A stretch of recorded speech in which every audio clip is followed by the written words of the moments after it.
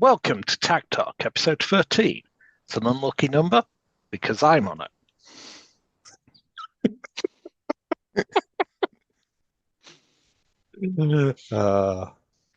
Welcome to Tag Content-free Talk. content. Hey, I was about to do that! Stop interrupting me. Welcome to Tag Talk, episode 13. This episode is Highway to Hull, or Hell, depending where you live. We're joined today by Boneheed, Gymli, Tartan, and myself, BGUK. And this is Tag Talk, the most content-free Nerf content on YouTube. We got there eventually. We did. We got there eventually. Oh man, only 2 takes there. Okay. All right. So 3 technically, but yeah. 3. Oh, shut up. See, We've already. I'm going to end up with really high blood pressure just solely because of you, right? Okay. I do try. Yeah, you do. You, God, yes, you are trying. We've established Yes, you are very, very trying. Okay, so. And we're off to a flying start as per usual, because with these two, nothing ever goes to plan there, okay? So on the running order, standard thing that we've been doing previously is whenever we have a new player on, we give them a couple of minutes to introduce how they got into the hobby there, okay? So on you go. I'm Gymli. That is my real birth name, honestly. But I got into the hobby through this long-haired idiot that's currently joining us, Boneheed. He started collecting Nerf. I can't say when. I just remember being handed. I've started buying Nerf. Would you like the spare that I've got? And me being a mature 37-year-old man thought, Nerf gun, don't mind if I do. Which I think everybody can appreciate. Oh hell yes. Which then led us to, I believe, half drunkenly firing Nerf darts down his hallway. I thought, yeah, this is as fun at 37 as it was at 7, because let's face it, we're men, we don't grow up, our toys just get more expensive, which I'm okay with that. And he dragged me, kicking and screaming, obviously, to an event in Leeds. Was it Leeds? Yes, it was the Eyeballs 2. Yes, that yeah. The Icon Map venue in Leeds. Yeah. I took 1 or 2 of my own blasters and I borrowed a few of yours that you were using there as well. Swapped and changed and had way too much fun. I may have, at the time, I'd just been getting into playing Space Marine as well, so I may have shouted Folly Emperor quite a lot. Which was very, very fun. And being autistic, it drained my social battery a little bit, but also being autistic, I got to play with toys. So it was great. And when that's how I got into it. I am a bit of a filthy casual because I do have like a gazillion other interests that I try to keep on top of as well. So it's as and when there is space at the events, and as and when my time. Did he just disappear for? I think Andy's just frozen. Yeah. It's unfortunate there. While he's disappeared, just to jump in a little bit on Andy's start into the hobby. So, as most people will know, I'm relatively new to the hobby myself. But when I did start, so just over 2 years ago, Andy moved to Sheffield. Sorry, Gymli moved to Sheffield for a brief time, and he was staying in my spare room just to get himself set up. And that was the time where he'd come out to go into the kitchen and randomly shoot me in the side of the head with a hammer shot. I know it was a strong arm. It was a strong arm. Can confirm. I totally didn't have a preloaded sling fire by my coffee table or anything, just in case he did come out, so that when he came out, I could hit him first. And that therein cemented our friendship as very grown-up adults that aren't even slightly interested in toys, honest. But yeah, as Andy said, from some of the blasters that I've got, I've tended to do arms deals, and if I've got duplicates, I've offloaded them onto him rather than selling them. So I think most of your collection is just me buying stuff and then saying, oh, this is spare, I don't need it, do you want it? To which I've gone, shut up, don't take my money. Yeah, exactly. So when Gymli does attend, he usually borrows something from me because I don't think you've got anything that would be apart from rival. Power. I think Yeah. he's only got sort of stock nerf stuff. Yeah. So that's why he tends to borrow my stuff. But I'm happy to do so because I've got far more stuff than I can ever use. Self-control. More room now, yeah. All right. Yeah. you are the pinnacle of self-control. We have established this numerous times there. What's the phrase? Sure. Got That's to what it's coddle the your pinnacle myth. So, anything else there, Andy? That's how I got into hobby. I went to Highway to Hull as well. Shouted for the Emperor a lot less, but got shot in the backside a whole lot more. So, that was mostly due to Ember. That was mostly due to Ember, who was, absolutely savage, but also hilarious. Yep. Always good. Always good. Adam, overview for Highway to Hull. Okay, so this was our second event at Unit 26 in Hull. Unit 26 is an indoor airsoft site in an old hospital hygiene factory. So it's a big tin shed and then a side building that's attached. It's got one giant main arena, which is then split into two halves with kind of wooden maze, and then a no man's land in the middle with kind of photo geared boxes. One of the big changes this time, that was lower. I meant to put up a picture of my background. In fact, if we do have technical difficulties now, I'm going to change my picture. This is where we play the intermission music from the Holy Grail. One. 5 minutes later. Pretty much, because I don't know where it is. I meant to do it before I started. Yeah. Many minutes later. Adam said, what, about a week to prep for this? You know? Totally not just done it last minute or anything. No. Oh, where the fuck is that picture? I'm gonna have to go find it on your Facebook page. My Facebook page? No, Tartan's. Oh, okay. Am I being implemented in something here? Should I be worried? It's that picture of me in the No Man's Land. If I'm about to be witness to something here, I'm not sure I'm comfortable with that. Possible variability. It's all right. It's all consensual. It's fine. Not for me, it isn't. I am not consenting. I am not consenting. Hey, there we are. Yeah, the boxes are I think they're flight cases. If I remember. Yeah, they look like flight cases. Yeah. So technical difficulties over. We're back. And there's a picture of me in front of behind me. So these other boxes. If I was in that, I would be up to like the first one at the bottom. Yeah. You know. The main change I noticed, which I think made No Man's Land feel more difficult, was those had all been dropped by at least one, if not two layers. So they were more shoulder high now, weren't they? Yeah, you could shoot across rather than being within them. The other changes so obviously second time we've been, they had made changes, those boxes, they put a tower on one side of the walls on No Man's Land, which is nominally for a marshal standing to give them a good view. Obviously, we don't use an on-site marshal. We kind of self-reps. So a couple of people got into there as a sniper position.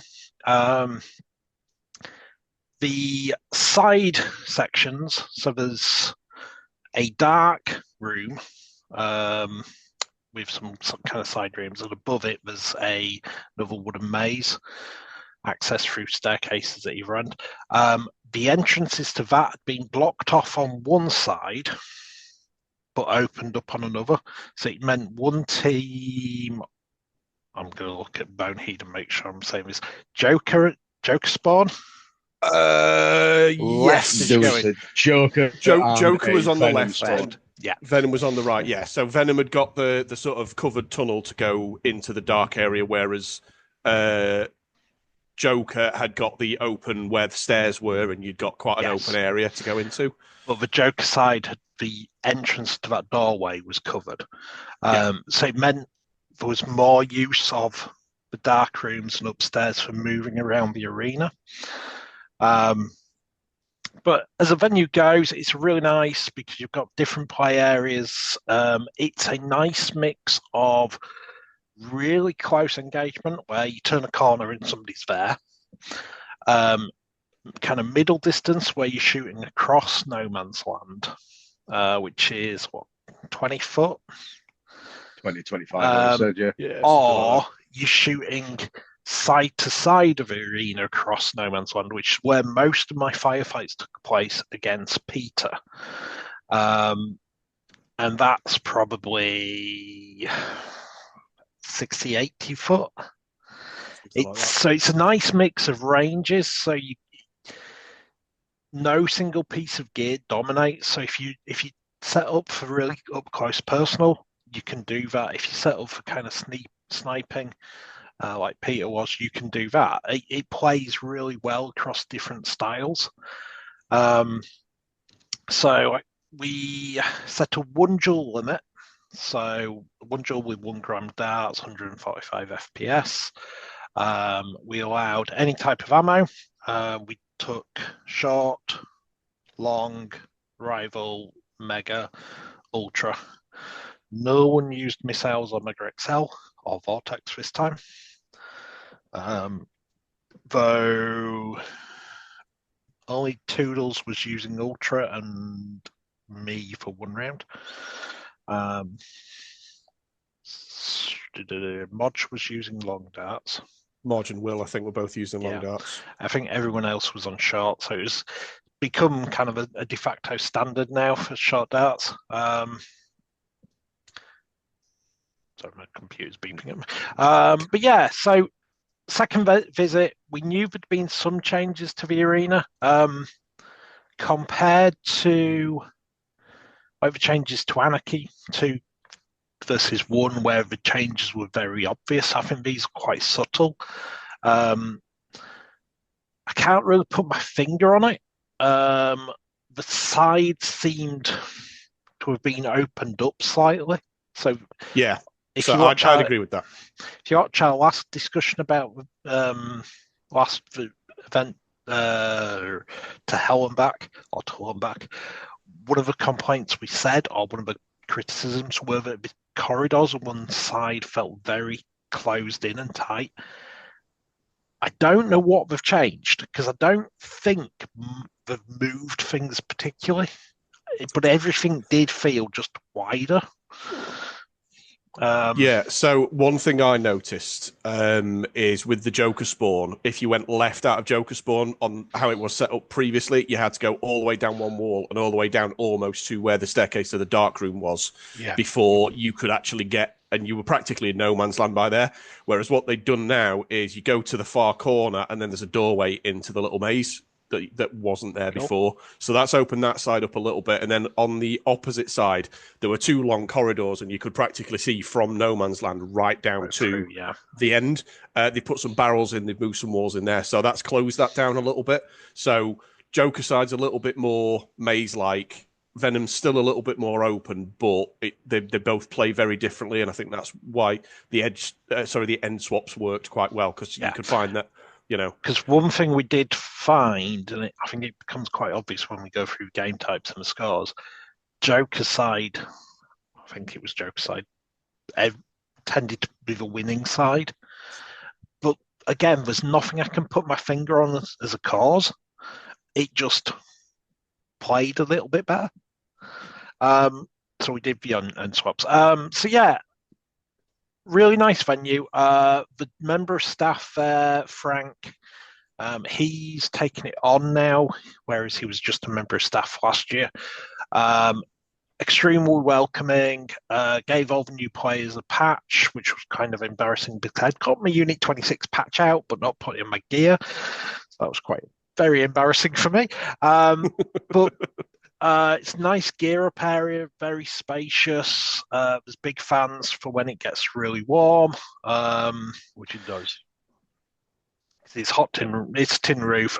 It was a very nice warm day, and we played quite a lot of games at a fairly decent pace, but there was plenty of time for breathers, plenty of time to reload, plenty of time to drink. So yeah, it just, for me, it was a really good venue and really good pacing. So it meant I really enjoyed the event as a whole. And one thing we'll come on at the end is future plans. Unit 26 had other players in, not part of our crowd, who'd come in to do a Nerf event and had not so much wrecked it, but not being respectful to the venue. Are there Nerf players? Yeah, I don't know who. It's not part of our crowd. Okay. So I don't know how to phrase this. Frank was very glad it was us, based on our past experience and this experience, rather than this other group. And so he was very eager to have us back again. So we've booked again. Excellent. Good. Yeah. But yeah, so all in all, really nice venue. Plays differently depending which side you're on, plays differently depending which part of the arena you go in. And the arena was more usable for the other areas. Last event, I think I went into the dark room once. This time, I actually used it as a cut through a couple of times, and we put some of the objectives in it, so we'll come to in the game type. So it worked a lot better this time, which part of that is just using a venue multiple times. You get to know it. So it was super dark in that dark room as well. Oh yeah, It seemed darker than it was last time. I think they've taken some of the UV lights out. Had. So it's a lot darker. I was a little bit apprehensive going in there because there was a lot of sort of knee-high cover. And while I'm not David, I'm very aware that I'm likely to go flat on my arse over knee-high cover and injure myself. So you mean chest-high cover, right? Yes. For those of you that haven't already worked it out, Gymli is short. I know it's not very obvious. It's very subtle that I'm a short boy. But, yeah. You're compact. But yeah, you're compact. Yeah, compact. Yes. Yeah. Let's go with compact. Yeah. We did offer to get my box to stand on though earlier on in the show, but no, it wasn't up for it there. So loadouts then. It was one duel, Adam. One duel, yeah. So what did we all take then? Everything. I keep forgetting that with you that, I've got two of the biggest meth toddlers that I know, and it's kind of like asking me. Yes, you.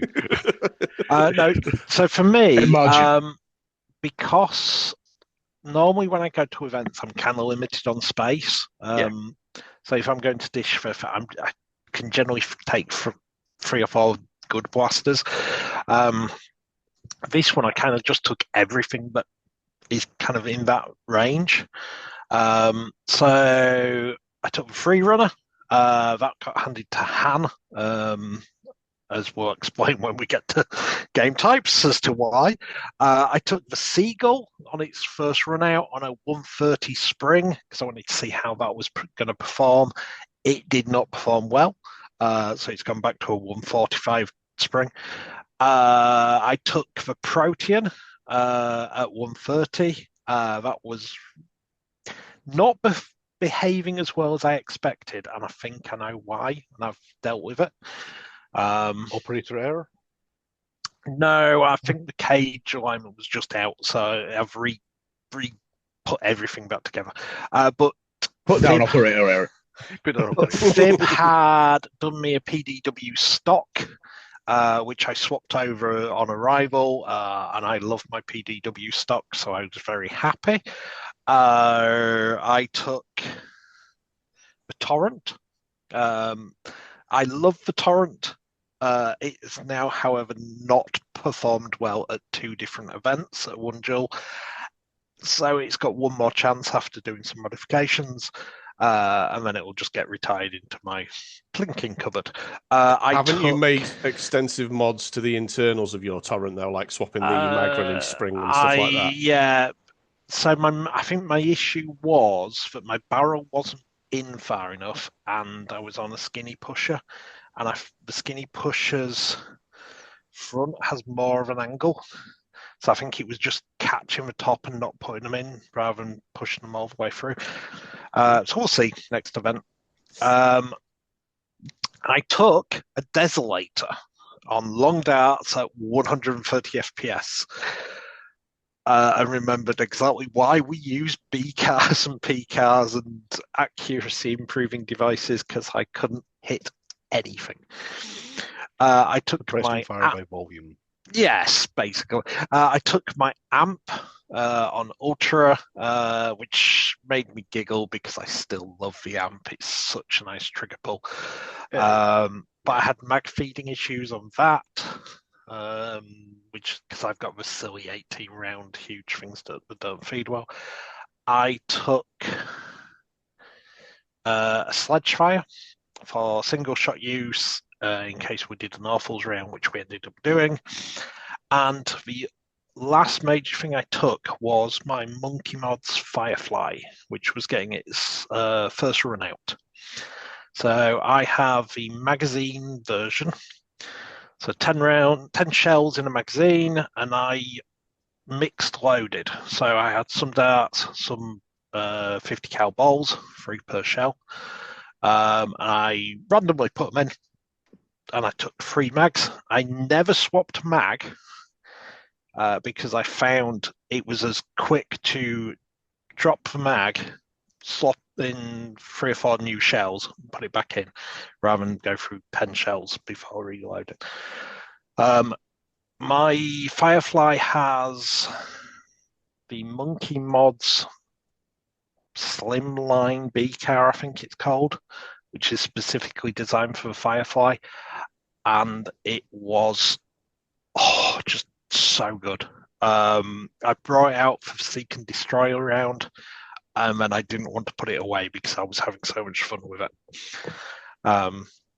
So yeah, I took a real mix, but I really only stuck with the Protean and the Firefly as my mains. Andy, yourself?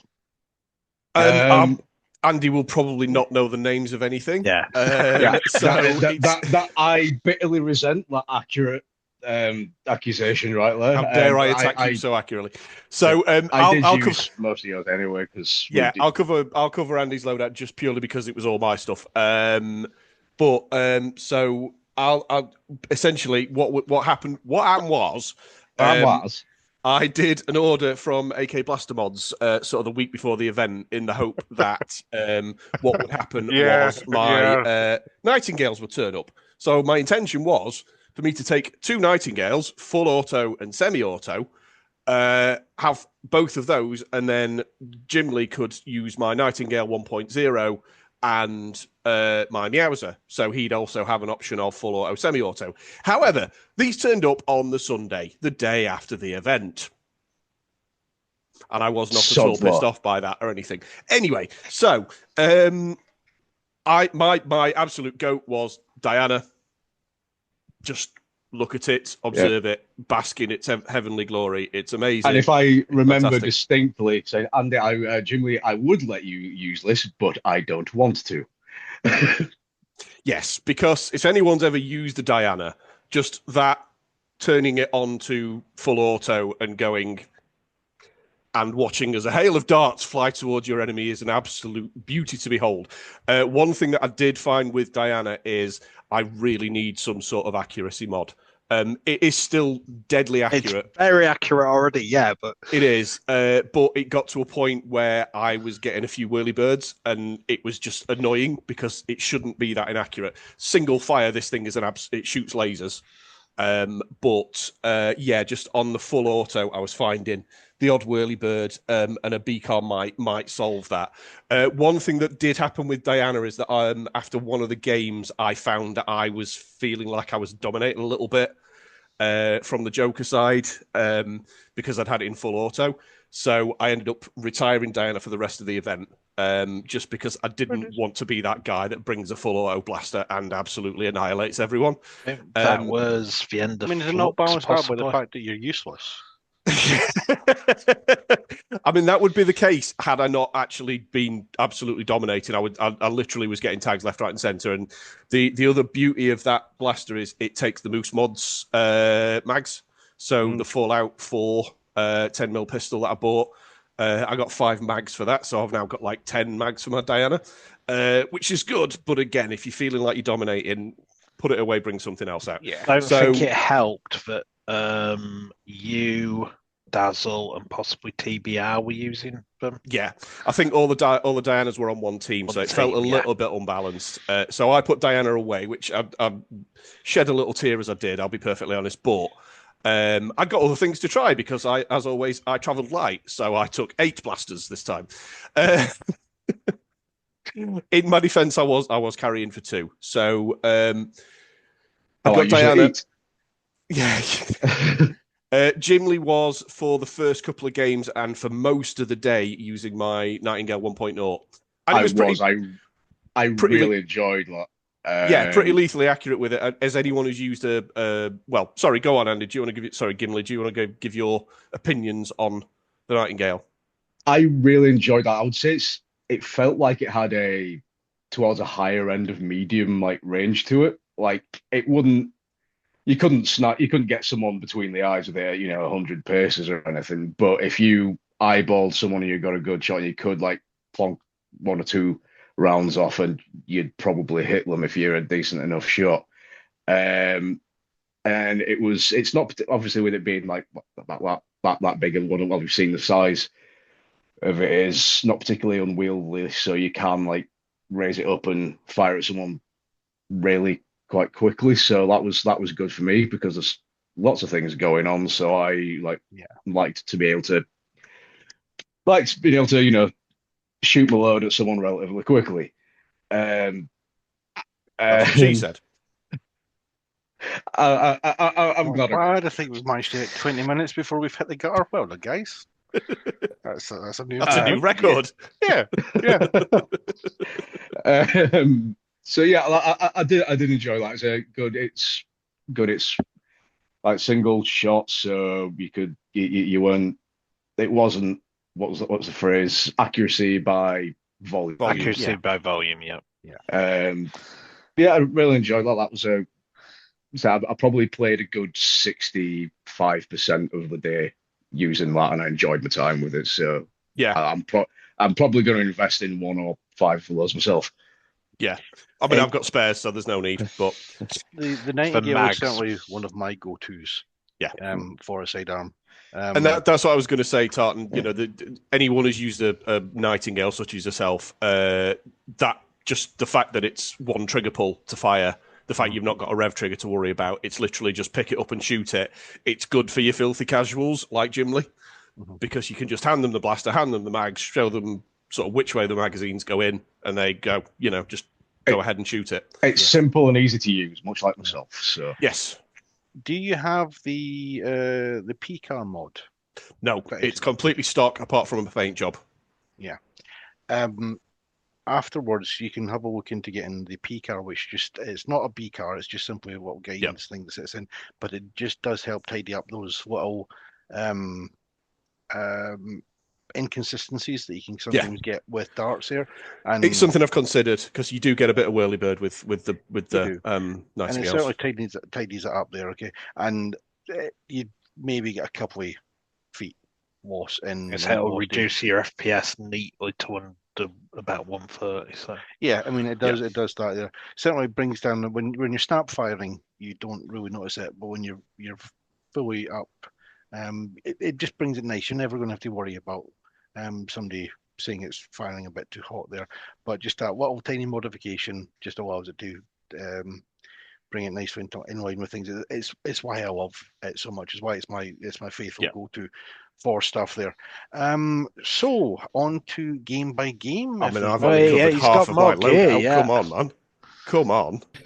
Jesus, I've literally covered what I used for the first half of the event.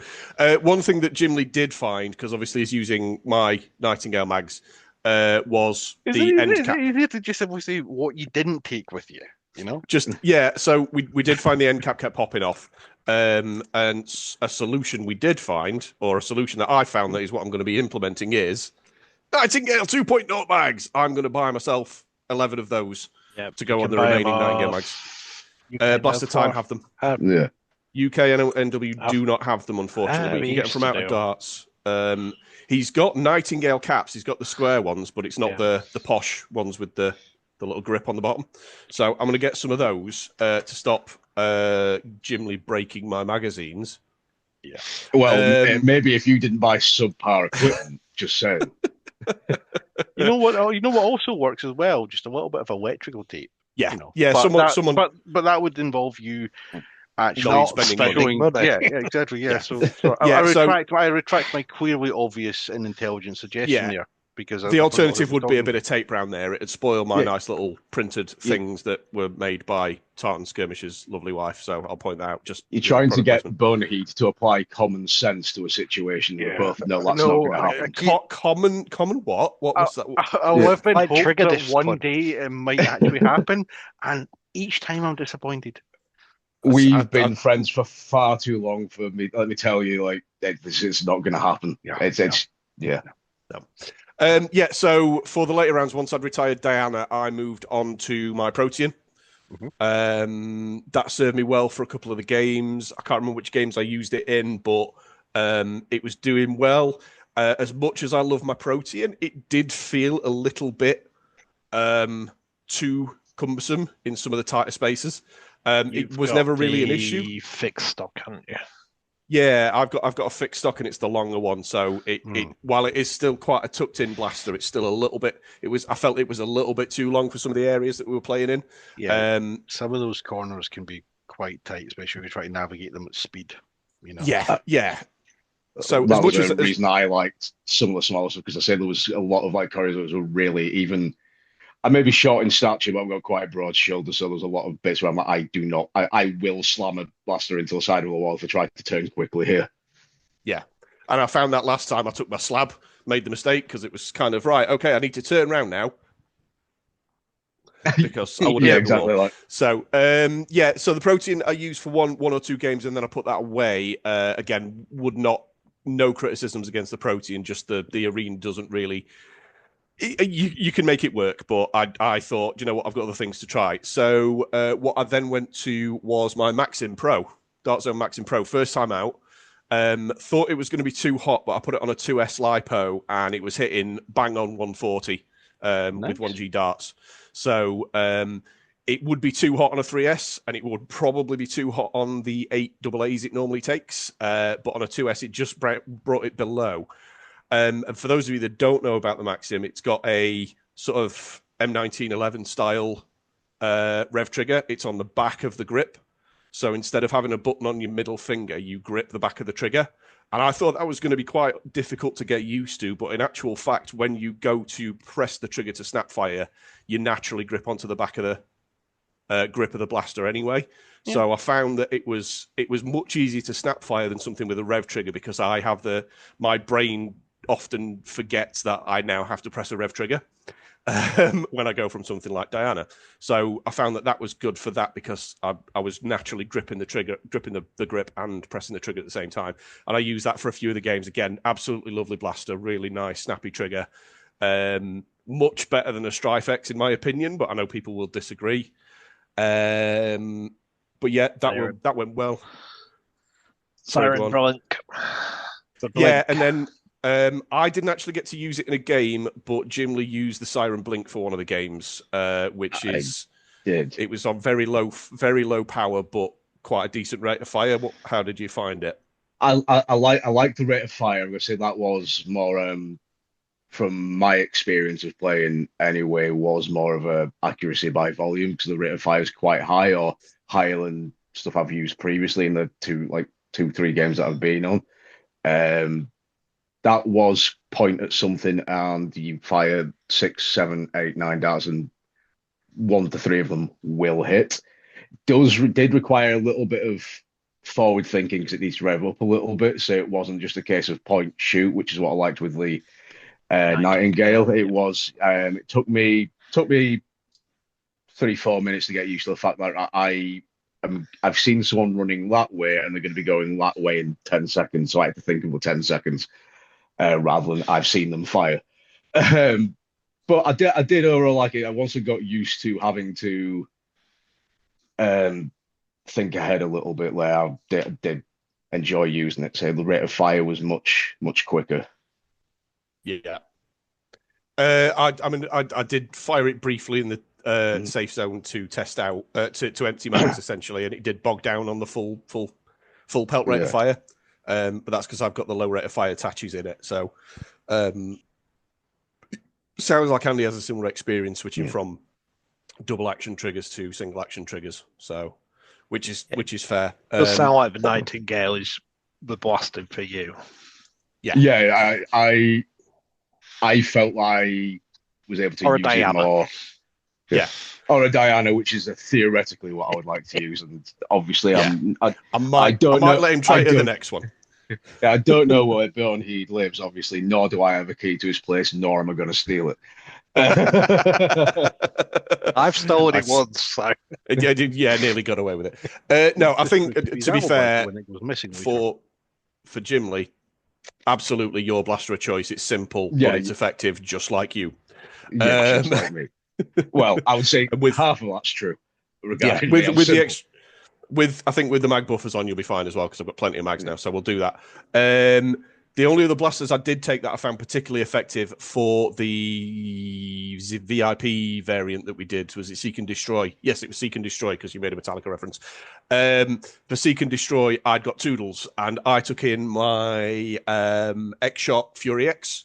I took in the standard. Did I take the standard one? I think I took the Long Fury, so it was slightly more powerful. It was up 145 versus the stock one's 130.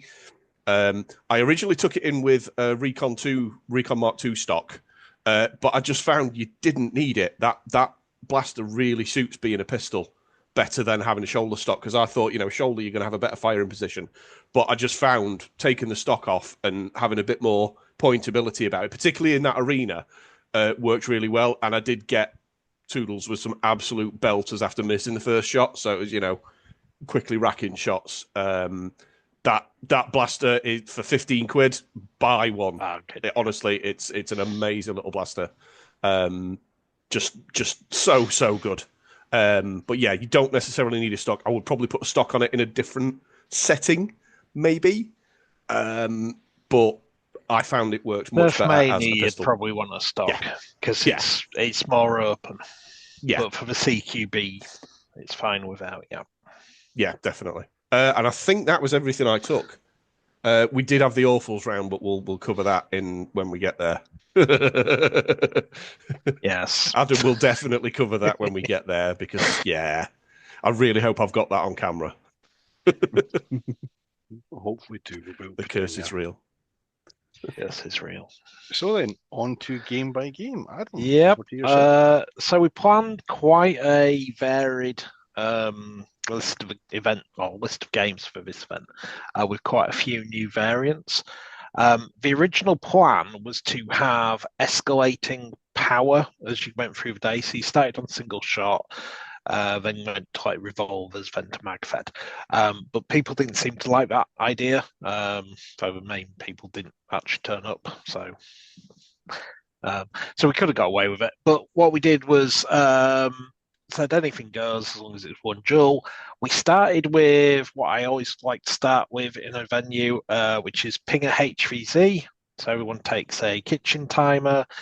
Only a few of the timers have batteries. The timers are set to random amounts of time. People disperse. It starts getting a bit panicky when it's like 1 minute and they haven't gone off. And we had our first casualty in the first round. About 3 minutes in, Han went slap bang into a wall, picked a fight with a wall and lost. More specifically, his shoulder lost. Yes, dislocated his shoulder. And the wall won. Wall won. So dislocated his shoulder, but then put it back in before any of us could actually get to him. Took him out of action for a couple of rounds. He couldn't then prime his unicorn, which I'm grateful for because his unicorn is evil and horrible. So he used my free runner for the rest of the event. But Pinger HVZ works really well because if you've been before, you've got that minute or two to learn the new changes. If you've not been before, you start making panicky moves around an arena you don't know. Yes. Yeah. And I got a timer on the first round, so I was one of the zombies. On the second round, there was 3 timers left on the box as we dispersed. I looked at them, went, none of those are zombies. Handed one to Blue, one to Ember, and picked the last one up myself. Dispersed. Ross had a timer, came running towards me just as the one in my hand went off. So despite looking at 3 timers and going, none of those are zombies, and I know what to look for, I still got it wrong. Because Blind Geek knows his rules and sticks to all his rules and doesn't at all not have any clue what he's doing. So it's Pinger HVZ. I like it as a first game because it's fun and silly. Second game, unless anyone's got any comments on that. No. The only thing I did want to mention is for HVZ, it's really good for orientating yourself to the arena. Yeah. I don't know how Gymli felt with that, but I think it's good to just wander around, fumble past people, and awkwardly, you might turn into a zombie, but also find your way around the arena a little bit. What do you think, Gymli? That's essentially what I used it for, just to do a couple of laps around the arena, get my bearings a little bit, and find little landmarks, if you like. I did get turned into a zombie at some point, but even then, I just took that opportunity to find my bearings at a little bit of a slower pace and run brains at people. But yeah, it is a good way of getting your bearings because it's why we do it as that intro game, because it gives people a reason to move around the arena and do both sides. So second game was Peking Duck. So this is a game we wanted to run Eyeballs 2, but ran out of time, so we ran at Eyeballs 3. So I have a giant 30 centimeter by 30 centimeter duck called Big Chungus. And it's a game of hot potato, everyone for themselves. If you're tagged, you're frozen for 10 seconds, somebody can hand you the duck. Eyeballs 3 tended to get stuck on the bottom floor. So this event, we put in 2 ducks. So we had Big Chungus and Deer Fungus, which is a reindeer duck. Sure, Adam will provide photos. So I will provide photos. They will appear now. So 2 ducks, and we shortened the stun time. So 10 seconds stun on normal, 5 seconds stun if you had ducks. So you had more chance to hand them over. I can't remember who went in with Big Chungus. I went in with one of ducks, instantly shot Will, handed him a duck, and then somebody else handed him a duck. So Will had 2 ducks to begin with. I remember that because about 30 seconds after that, I ended up with one of the ducks, and about a minute after that, I walked past, I think it was Ember, and went, "Here, have a duck," which may have led to her absolute bloodlust towards me throughout the entire rest of the day. That's why she was so intent on murdering you for the rest of the day. It's neither here nor there. It's a nice, silly game. One thing I found on this game was places in the arena I thought were safe based on last event. I realised there were good lines of fire from pretty much everywhere to catch me. So I realised there was nowhere safe. I fully expected somebody to end up with both ducks at the end, but my notes say one was with Will and one was with Toodles. I was fully expecting food to end up with both. I think Will ended up with deer fungus for most of that game because I passed him several times and he was sort of ducked in a corner with deer fungus. I don't know if he had a blaster malfunction or something, but he had that for most of the time. So it's a game that we really enjoyed at Eyeballs 3, really enjoyed here. I think we're down to try it at Eyeballs 4 with 2 ducks. We're down to try it at the next Unit 26 with 3 ducks. I've got another large 30 centimetre duck, which has got a bikini on. So you do realise if embarrassed. everyone has a duck, no one moves. Yeah, that's fine. So you could Just be all embarrassed holding by ducks having firing. a reindeer and a bikini. Embarrassed? I think I've still got the army duck to send you. You have somewhere, yes. I haven't seen you since. No, and I'm pretty sure it's somewhere in Sarah's craft room. We'll find it. You know, we'll find it. You know, So for that, that's one piece of gear I forgot about. For zombies and Peking duck, I used my takedown. I did consider taking a shot at pistol, but I decided takedown's just a perfect CQB blaster. So Everyone loves a takedown. everyone should have a takedown. they are. They're very nice. Oh, you're listening, Gymli. You need to buy yourself a takedown. I'm just going to take notes by takedown. Blend takedown Boneheed. And steal his Diana. Just remember, this is your alibi. You've said you won't do it. You can cut that bit out, you know. So this is the kind of invest in a support I need. safe. Or I'm going to change my locks, one of the two. Probably Okay. Game 3 was anti-freeze. So the plan was always to do freeze tag. But having had to leave Anarchy 1 early, all my gear was left with Fib. And with the original Anarchy 2 day, I wasn't going to be able to make it. So I planned anti-freeze as a freeze tag variant using the syringes. So it instead of being freeze tag or kill confirmed with a back and forth, this was with limited lives. So I've only got 62 syringes. So the idea was everybody starts 62. With a syringe. Pardon? 62. 62, yeah. Another completely incomprehensible number. Why not 60? Do you just have a thing against round numbers, mate? Yeah, 58 seconds. I don't know why it's 62. I think it was probably 65 and I've lost them. Probably. But yeah, so the idea was everyone starts with one which is worth 1 revive. There's then some in each half and then some in the middle you can take from. So it was designed to force you to get to the middle to no man's land to pick up extra syringes, and then to try and either steal them from other people or, rescue your teammates.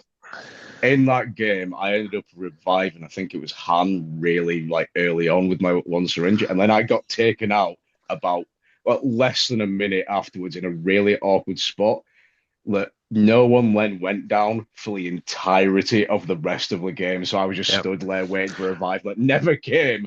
Then the rest of the day, loads of people going down that little alleyway. I could have revived here. That's the way it goes. I ended up in one of the doorways onto no man's land, so nobody could get to me without getting shot. So. I found on that game that the team that I was on, we tended to have 3 or 4 syringes each in our pockets, or whatever the maximum amount was. 3. So, because I'd got Ross and Darren on my team, so they were just running around like madmen doing what they do and then reviving each other. So my DP had got dump pouch, I got 3 syringes in. So whenever I got tagged, revive myself. Oh no, there's another syringe there. I think our team dominated on that one. You did. My note says a dominated red win. So. Yeah. I didn't not enjoy it, but it was not a game I really did enjoy.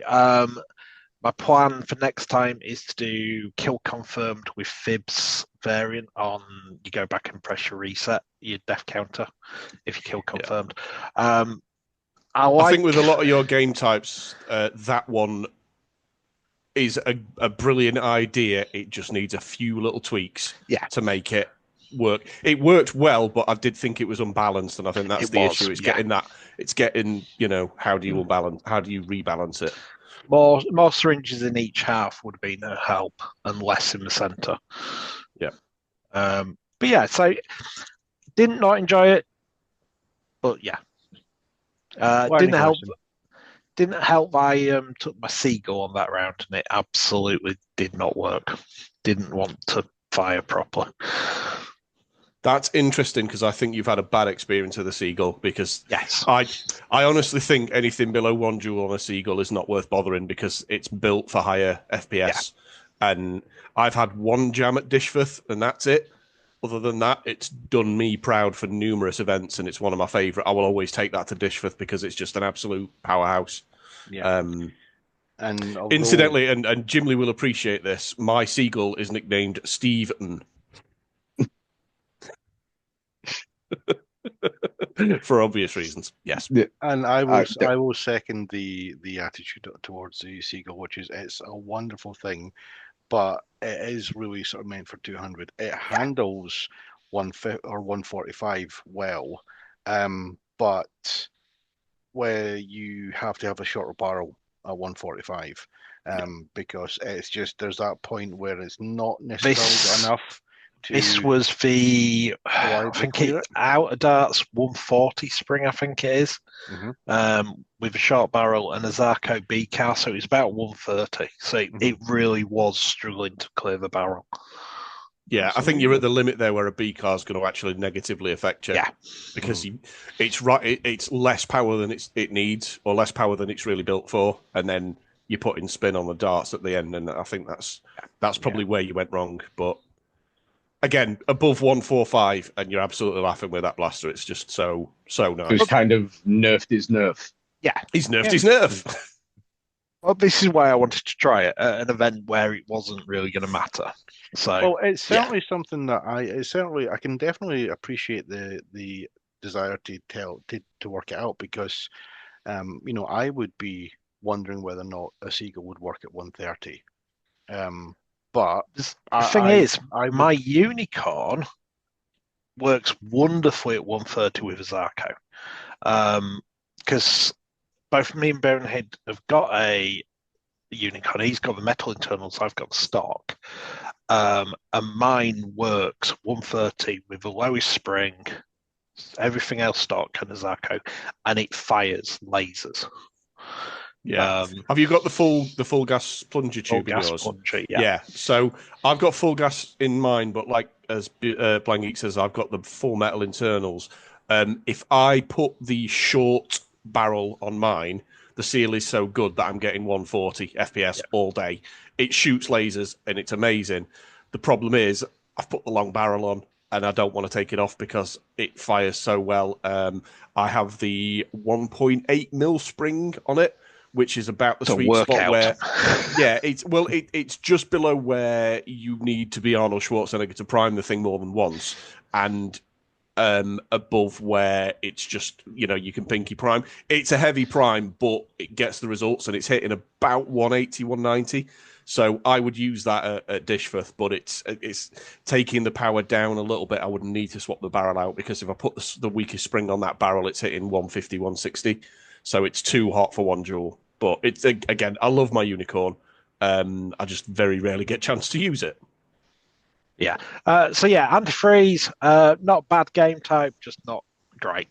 Game type 4 was Flux. So I took all 9 tiles. So we had clean tiles as well.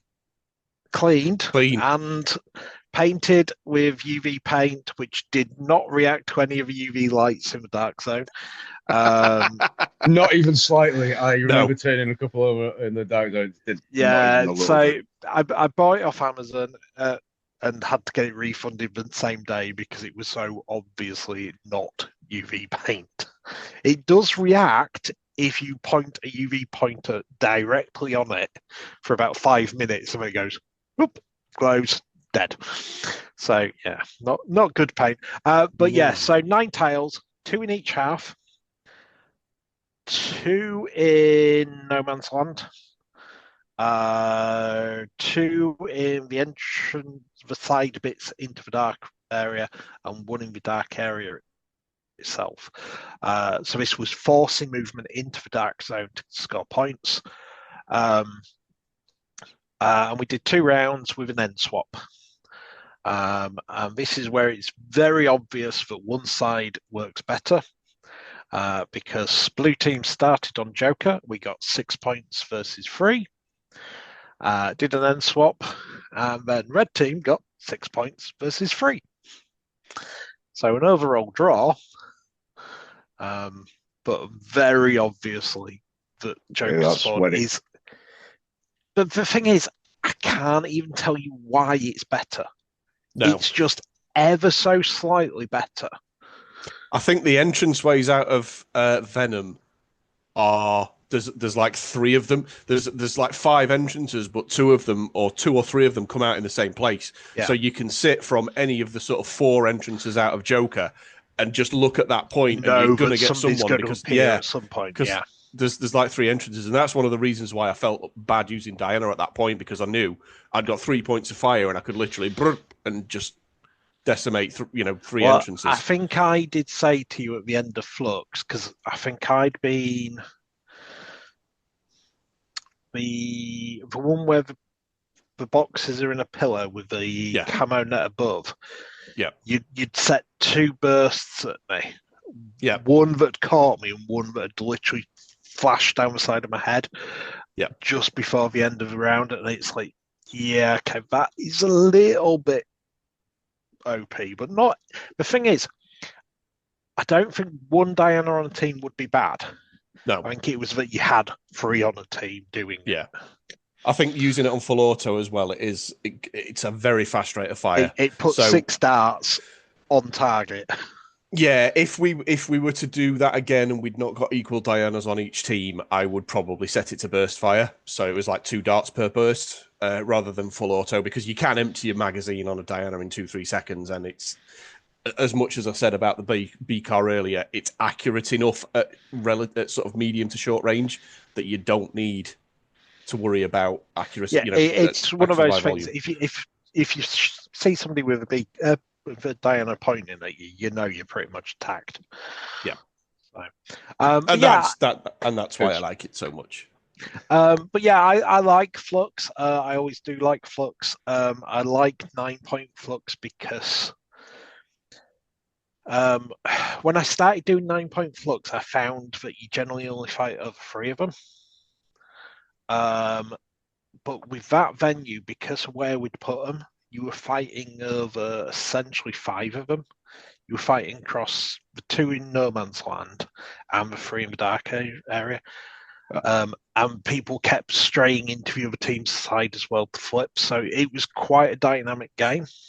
Yeah, I found that from the way I was running around, that pretty much every single tile was contested at some point more than once, because it's the way you're right. The way they're laid out is you had to move and be dynamic to get them.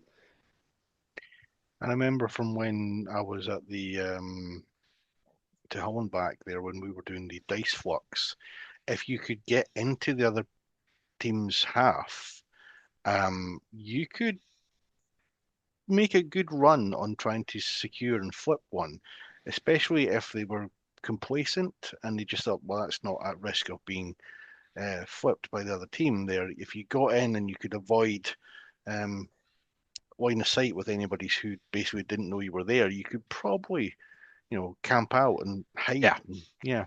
I think that's possibly no longer the case. It does feel like it's easier to spot people.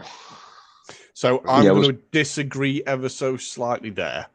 I found that the Venom spawn, you were more likely to come across people because the venom spawn is more open, and therefore you've only got a certain distance to travel before you come across an enemy player. Whereas on the Joker spawn, I found myself spawn camping a couple of times just because there are that many circuitous paths and they're not open. You know, you've got to go around a corner to get to a door and then through another room.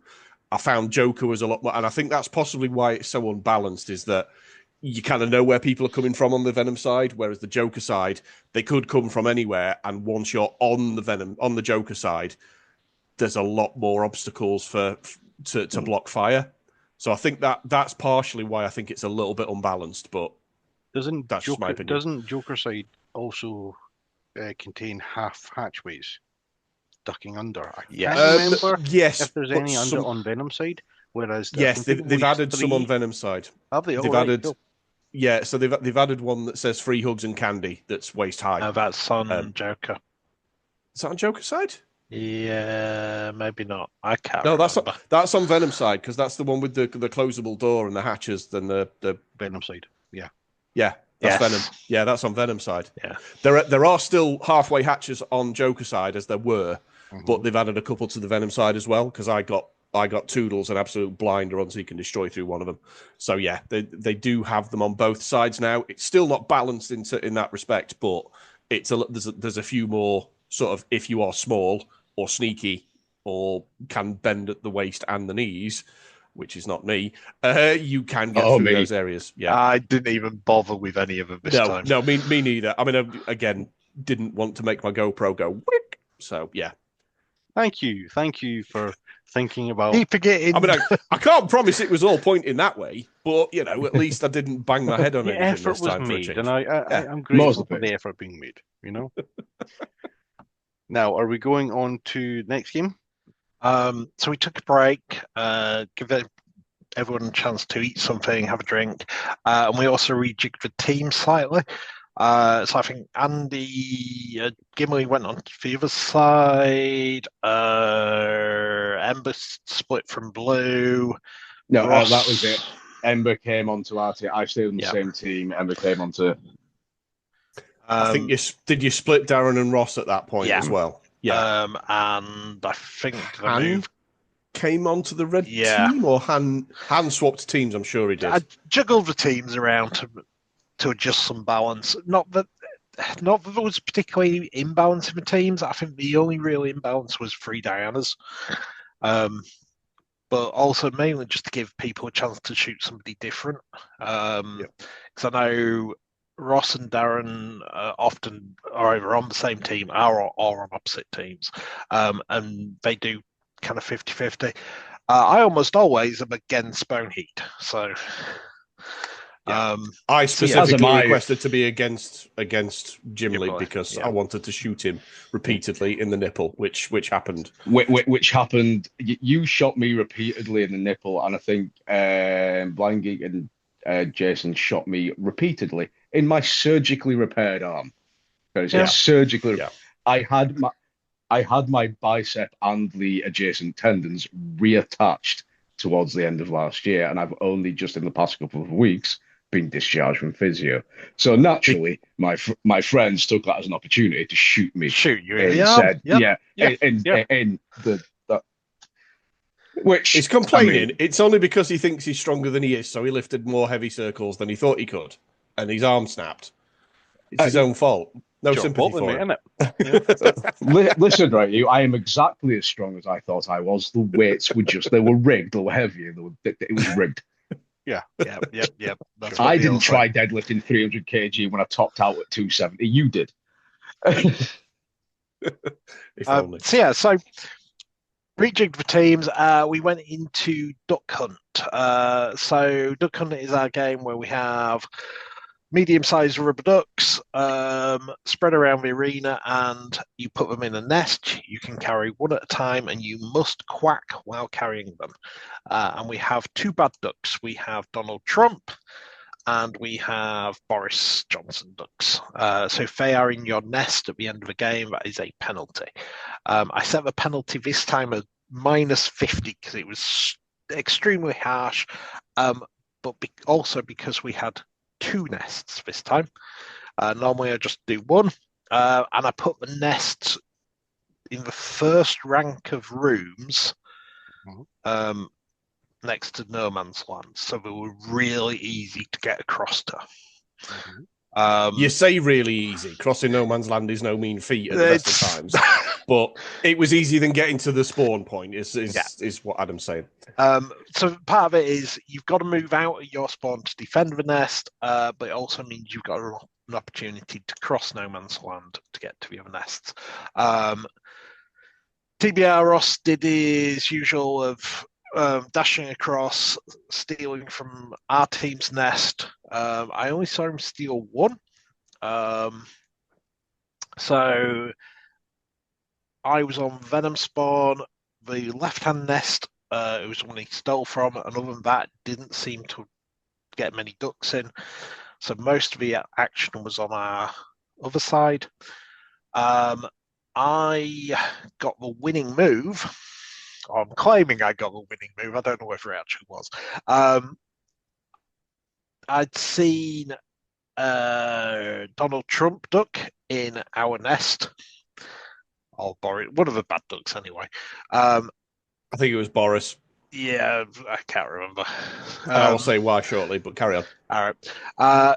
I'd seen Darren got tagged and was walking back.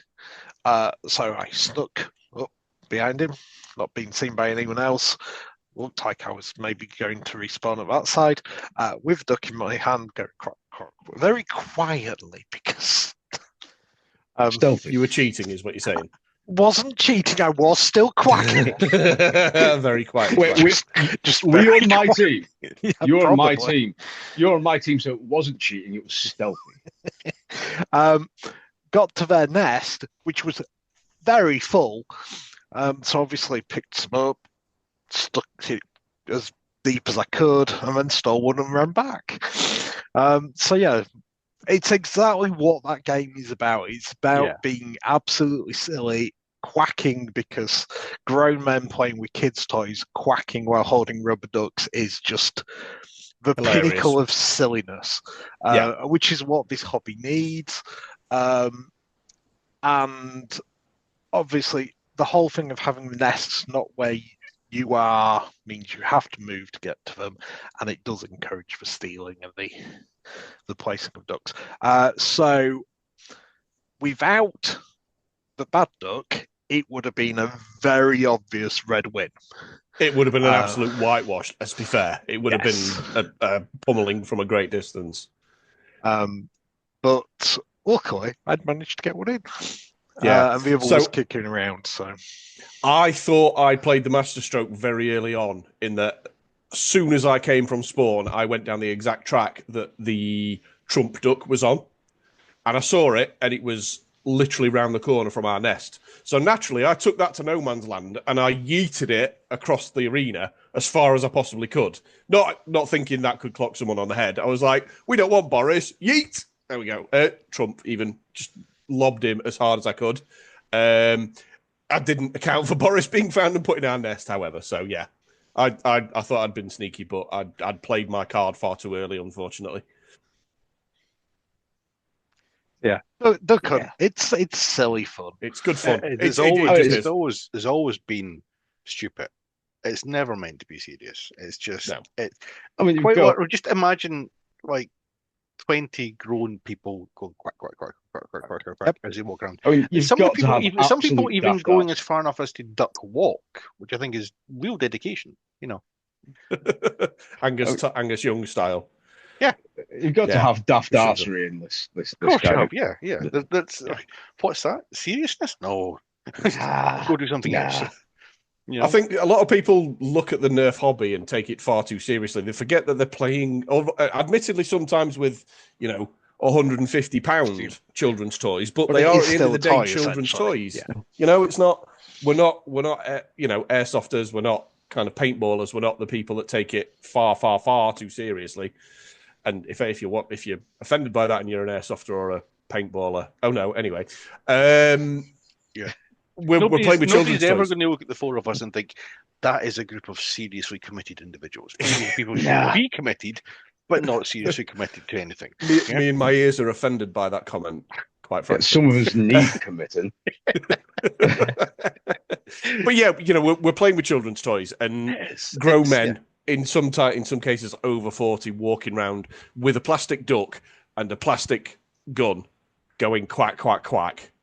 That is just the height of enjoyment for me. It's what the hobby needs. We need some silliness. We need some. You aren't in some sort of mill sim scenario, and people do enjoy the mill sim, and I get that. That's fine. If that's what you enjoy, you do. Again, it comes back to the you nerf you argument. But when we're playing a game that involves picking up ducks and quacking, it needs to be silly. The sillier, the better, and that's what it was. What was the next one after that, then, Adam? It was a blue win, which is one of a few blue wins. Next up was a nice simple team deathmatch. I can't remember if we did an end swap on this. We might not have done. I don't think we did. I don't think we did. I was planning on, but I decided not to because I wanted to do Seek and Destroy. This was a countdown from 69 lives on the boxes. Nice. So it was close. This was 31 lives left on red team, 27 lives left on blue team. So Suck it, blue. Very, very close. Which to me, it really does say that the imbalance between sides isn't there, but very negligible, and the balance with the teams was pretty good. Yeah, to be fair, red were on the Joker side, which is the easier side to defend. So I think that the better side. The better side, yeah. And you could have flipped it round, and the results would have been broadly the same. Yeah. But yeah, everyone seemed to enjoy that one. Nothing particular to say about it. I was not bringing my A game, I can say that. I'm glad Ross was on my team because I was not. I can't even put my finger on why I wasn't performing well, but I know I went out and got hit, went out, got hit, went out, got hit, went out, got hit. I think it was about 6 lives before I shot anyone. So yeah, I'll claim about 6 or 7 myself before I got one as well. So I contributed as well. It wasn't all I didn't bring my A game there either. It's just how it works out though sometimes. I'm going to say. I think there was the prior event where I think I genuinely done the same thing where I was getting like multiple tags or getting tagged like time after time after time, and then I finally managed to get a break. It's just how it is sometimes, But again, you just didn't worry too much about it, You keep getting tagged going out one door, try a different door, And that's the nice thing about that venue is there are multiple routes. So if you go down one side repeatedly and you're getting tagged down that side, you can go down the other side and sneak around. It was close, a lot closer than I thought it was going to be because I was not bringing my A game. I was accounting for a lot of deaths. So next game, I was similar there, to be fair, Adam, because I'd swapped blasters by that point, so I was on the protein, and that's where I found the CQB wasn't working for me. Yeah. So I think it wasn't. We were probably equally matched in terms of teams, as who was bringing their A game and stuff. But the unbalance of the disbalance, the fact that the arena wasn't balanced worked really well for the scores there. Yeah. So next up was the next new game and probably the best game of the day, which was Seek and Destroy. This is something I've been playing around with in my head for months of whether it would even work. So the idea was you would take a name from the other. So everybody's names separated. So red team's names, blue team names, and then blue team takes a name from red team's pile, and vice versa. So everybody gets a target from the other team. Everybody gets a different target, which is needs emphasizing because I know when it's been described on Discord, people have struggled a bit with that one. So everybody got a different target that's on the other team. Some people had mutual targets. So I had Modge had me. Other people, it was a chain. So And this is where Ember's bloodlust came back into play again because she Yeah, had so I had think- me. did Darren have Green Hornet? Green Hornet had Foos, Yeah, possibly. I think so. Ross had Darren. Han had Ross. So Ross couldn't get anywhere near Darren because Han was just getting in the way. So it worked really well. Han But the was idea, doing what Han does. Han was Yeah, being an absolute ninja. despite Yep. having a dislocated Your shoulder. Yeah. Yeah, towards yeah. the end of that game, by the way, you achieved something which very few people can claim to do, and that you got me to do cardio. So, But yeah, so I was the doing idea I was doing was- cardio in that game. I'll be fair. I was actually yeah. tactical jogging my arse off in that game. the like- amount of times I saw my target like on the other end of the room, like I dashed, like I'm gonna get.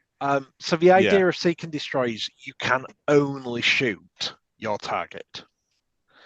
You can use grenades on anyone, and we will tweak it next time. So if you shoot anyone by accident that isn't your target, that counts as death to your team. Yeah. That would be a good indishment thing because that was. Because I found shot, myself nearly shoot. Yeah, I nearly I shot shot Bodge several Fu times. going around a corner. But yeah, so it.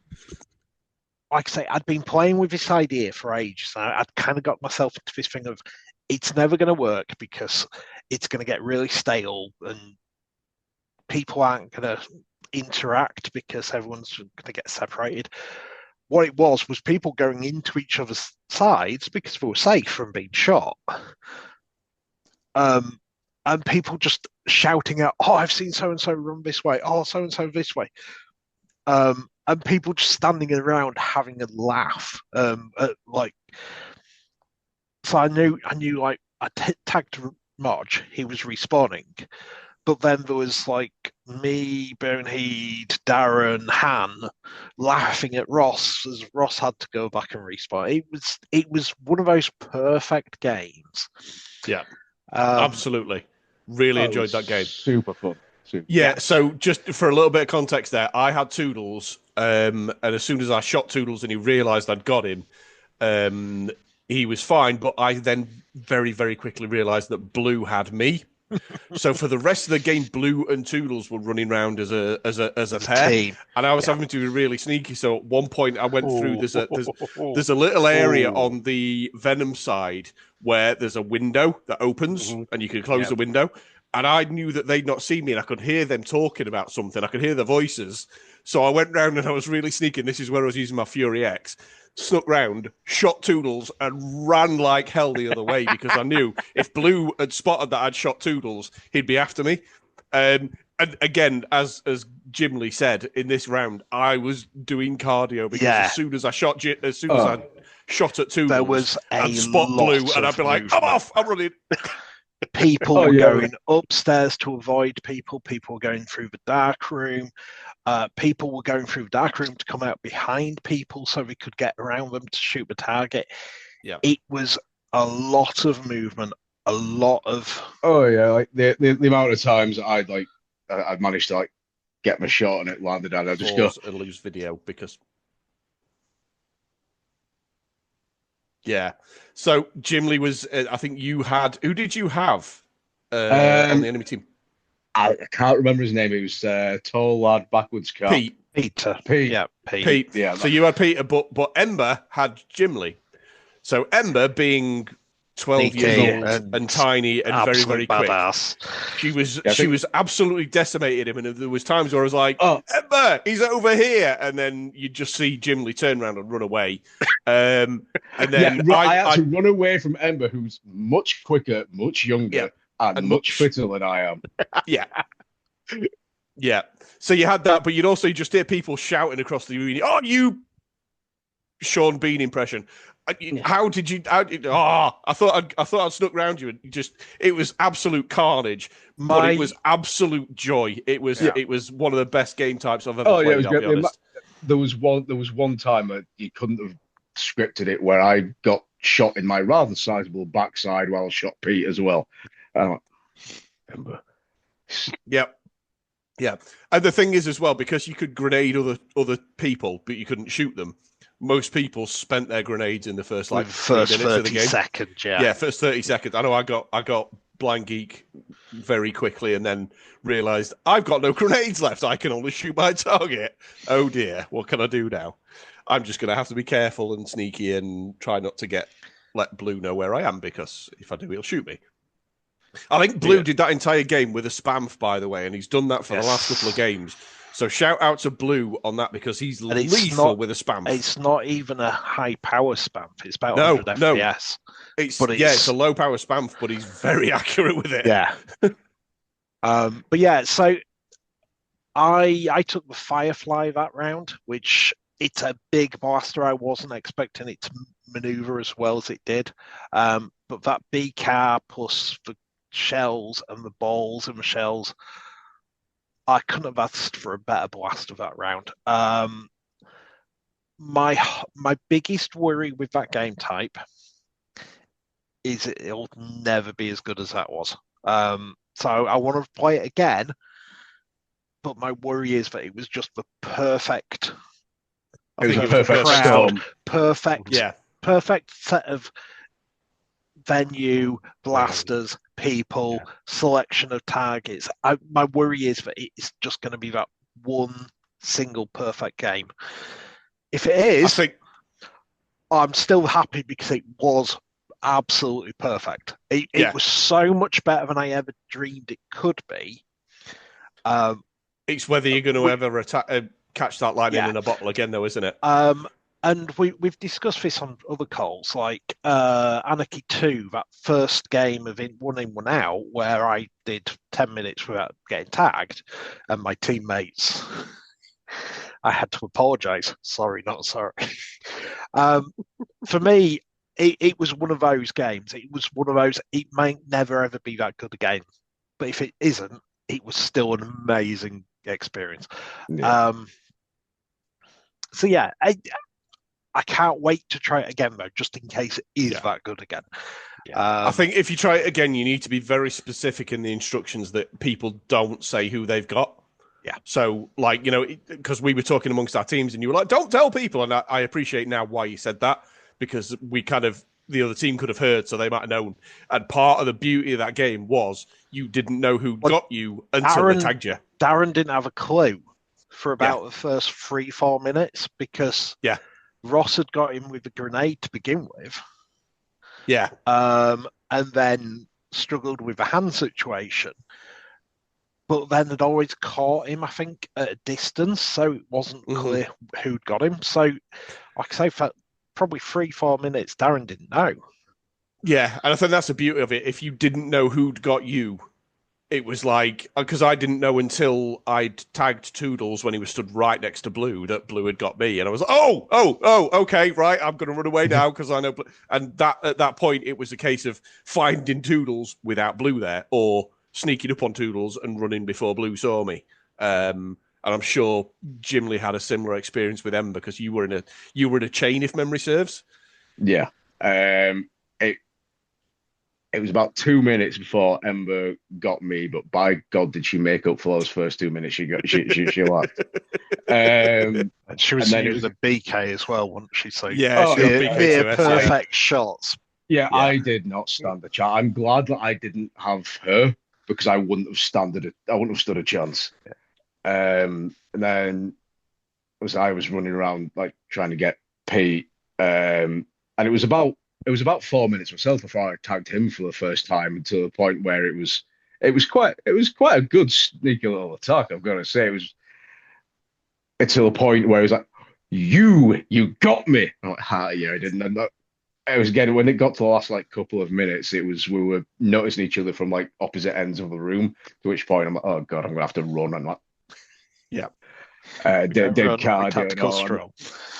We don't run in Nerf, we tactical stroll. That's how it works. I should have tactical stroll, because I brought deep heat for my knees and I needed it after that.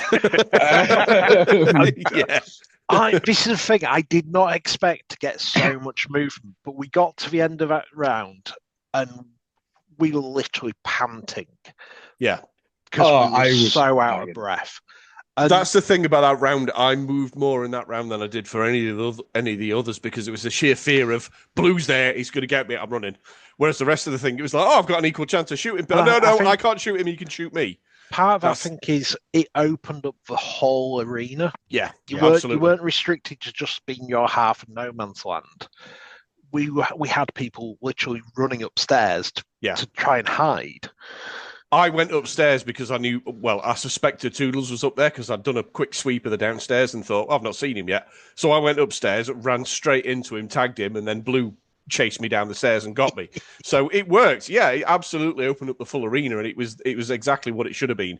It instilled fear in people, and it made you actually want to move quicker than you would otherwise normally do. And I think sometimes that's what's missing because it's just, I've got an equal shot on them, they've got an equal shot on me. Whereas if it's I can't shoot them, but they can shoot me, you're actually inclined to move. So yeah, I think that works really well. The first thing that springs to mind, Adam, is, or can you remember who took flywheelers and who took springers? Because the first thing that springs to mind is that is a round for which a flywheeler would put you at an unnatural disadvantage. I know Modge had a flywheel. Not necessarily. Not necessarily, because bear in mind, I took the Fury X on that. So Fury X, as long as you've got it primed, you fire a shot. If you're on target, it's going to hit. I got Toodles several times on like the second or third shot because I'd seen him, I'd fired at him, and he'd moved. And it was only when I'd actually racked in his speed and tracked him properly that I managed to hit him on the second or third shot. So Gymli might have had an advantage because double stage trigger. You know, it's literally you pull your trigger, you fire your dart. But anyone who's got a rev trigger on that round would have been probably disadvantaged because it was a lot of times it was about snap fire and it was a lot about being able to pull the trigger quickly when you needed to. So yeah, I would say a lot of the tags I got were, oh, you left, bam. Like, yeah, and that's where the Nightingale would have come in handy. But someone who was using like a I don't know, a Griffin or a Protean or Modge even did a Maxim. well enough with a Griffin. Yeah, yeah. I know for me, I was using a Firefly. I was rocking 3 or 4 shells per tag because pump speed was so good on it. Yeah. And then you just hear the shells twinkling as they hit the ground. I will give the Fury X its dues there for a 15 quid blaster. That thing paid for itself in that round because, again, even with my terrible accuracy and my absolute abysmal shot, I'd see Toodles, and I knew the only way he could go would be places where I could see him, so I'd be able to rack 3 or 4 shots off. But it was just so easy to do so. It's not a heavy prime for the fact that it's one jewel. Yeah, but I think there definitely was an element of springers being good there because people didn't hear the springers going off as much as they did the flywheelers. So I did see a bit of a misbalance. Obviously, Ember had the unfair advantage as well as being tiny, fast, and really just ruthless. She also was using a BK2, so she'd got both electrical power, Springer accuracy, but with electrical flywheel rate of fire. Yeah, flywheel rate of fire because quick, yeah. So yeah, Ember was lethal is the point, and I don't think Andy's arse has recovered yet. No, and I don't expect it to before the next game. To be honest with you, he's standing up right now. Yeah, on a box. Yeah, on a box, obviously. Yeah. Right, Adam. What else was there after Seek and Destroy? So Seek and Destroy was another red win, with 33 deaths to 46 deaths to blue. So red team absolutely stormed that one, but I mean a lot of that was much better control of the chains. Yeah. So after Seek and Destroy, the next game we played was Meltdown. So the idea of Meltdown is obviously I've got these mini reactors that we use to eyeballs, and we've got green ones and purple ones. So the idea of Meltdown, it's each team gets, I think I had 11 mini reactors, and you score different points based on where in the arena you put them. So if it was in your half, it was 1 point. If it was in no man's land, 2, other teams 3, etc. With the idea being that it forced you out of your half of the arena into either the other team's half or more specifically upstairs, which was worth 5 points, I think I said. Yeah. And from an organising point of view of playing and hearing what was going on, it was great because you could hear everybody rushing off upstairs straight away. People on my team taking one and going, right, I'm going to go upstairs and get into this bit, which I thought was great. But it also meant the no man's land and the first row of rooms on the other side was pretty much undefended. So I got across and put one on the top of one of these boxes between the top of the box and the cargo net above it, so you couldn't see it. So Pete was defending from his corner where he spent most of the event just covering the arena perfectly, and he kept going into that room, never spotted it. It was wonderful from my point of view of I could see it every time he was near it. I'm thinking, he's going to find it. He's going to find it. Nope, he didn't. Certain point of pride, it's right there. Yeah. I mean, it was above eye level for pretty much everyone except Pete as well. So unless you were actually looking up next to it as well, this is the funniest one. I saw him put one of his empty mags literally next to it. But what we also found was so there was a rule that you'd only score if yours was the only active light in a room. So if both teams had a light in a room, neither team scored. But you could deactivate the other team's light, but it counted as a tag on you, so you had to go back and respawn. So there was a penalty for deactivating. Did that hand the reactor back to the other team? No, stayed where it was, so they had a chance to come back and reactivate it and deactivate Did they have a chance to move it? Yeah. Cool. Right. But we weren't allowed to move enemy teams' reactors, though, if memory serves. Yeah. We could only move our own reactors. Move your own. But for example, there was in the dark room, I went into place one. There was one of the other teams, and Ember came in at the same time. So I put mine down, activated it, took a couple of shots at Ember, and then stomped on the other one to deactivate it, then respawned. So I really enjoyed it as a game type. I think me and Bonehead discussed this. It's kind of where we wanted Deathlight to be from eyeballs. Of the reactors were an active part of the game. And for me, I really did enjoy it because I didn't go upstairs, but I know that so much action was happening up there, but it meant that the action in the main arena where I was probably even more intense because it was a few people, but they knew where you were going to be coming from. So it was quite an active battle. Well, there was a lot upstairs. I just even remember like at least half of my time was spent like deactivating stuff upstairs and then coming back down to respawn and then going back to. I think I only placed 1, maybe 2 reactors myself. The rest of the time I only placed 2 in the whole game. Yeah, well, myself and Ember went straight upstairs, and we immediately came across Blue and I think Han and possibly Gymli as well. Tagged Blue straight away. Ember put hers in a sneaky little corner. I put mine around a corner, and then by the time we'd done that, Han and Blue, who we'd already tagged, had come back up to try and do the same again. So we went backwards and forwards with that, and Blue deactivated one of ours a couple of times. So we spent a while up there just sort of swapping and changing and turning each other's lights on and off. I also think it helped with the easier access to upstairs this time. Yeah. Because that covered walkway on the Joker side. Mm-hmm. So it did feel this visit that upstairs was a lot more accessible and pardon me, and usable. Whereas I think first time, because we were there first time and we didn't quite know the venue, but also it felt very separate the first time. Now it feels more inbuilt to the actual arena. So it was also hotter than the surface of the sun the first time we were there, and upstairs was doubly so. So I think that combined with the very slight layout changes that made it more open, and the game types that Blind Geek devised to try actually and force include, more movement, to force people upstairs. Essentially, again, I mean, I think I only went upstairs during that game and during Seek and Destroy, mainly because I knew Toodles would be up there. And surprise, surprise, he was. But yeah, I spent quite a while upstairs just because there was an incentive to do so. Andy, yourself, how was your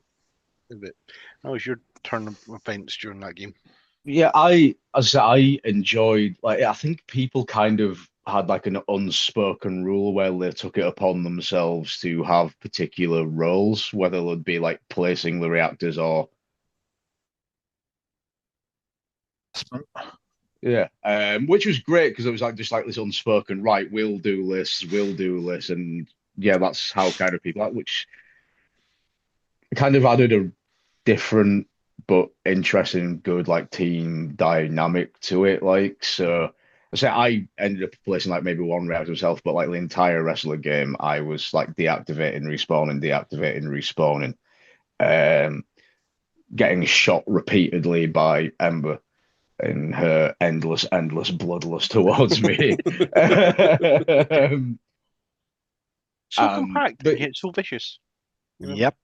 Yeah. That's one of the things that I would have thought would have been one of my questions, which you've nicely handled there, which is, did they go for roles? Did people have particular approaches to it? I'd say across the whole event, yeah. So and one of the other things was, I know that you made it 5 points for the upstairs, yes. But the lights were also so much more obvious upstairs. Like, if that had been, you take the situation that you mentioned earlier on with, somebody's right beside it. If that had been in a dark room, that would have been so much more obvious. Whereas because it was in a well-lit environment, it's far less obvious and it's far less points to score there. So yeah, well done, Adam. I think next time I'm going to go 1 point in yours, 2 point anywhere else downstairs, and 3 point upstairs. So less incentive to get upstairs, but more incentive just to get out of the venue. Yeah, out your half.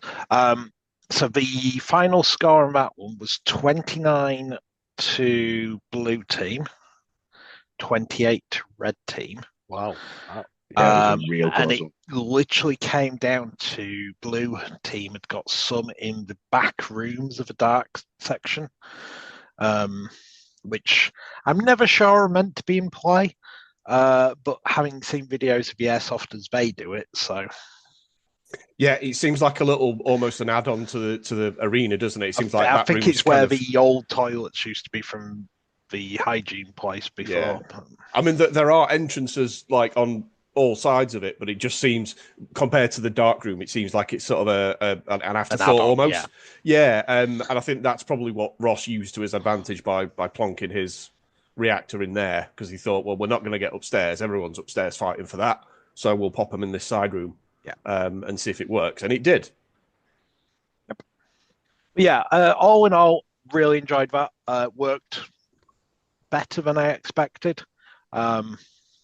Yeah, I thought I went down a treat myself. And like I say, it's more towards what I wanted Deathlight to be, Eyeballs, in that it had movement, it had the activation, deactivation, respawning, everything like that. It was a good game type.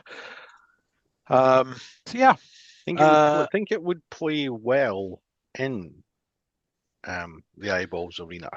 Yes, because it's fundamentally all dark, as we've established previously, and your issue would be there's less rooms, less specific rooms.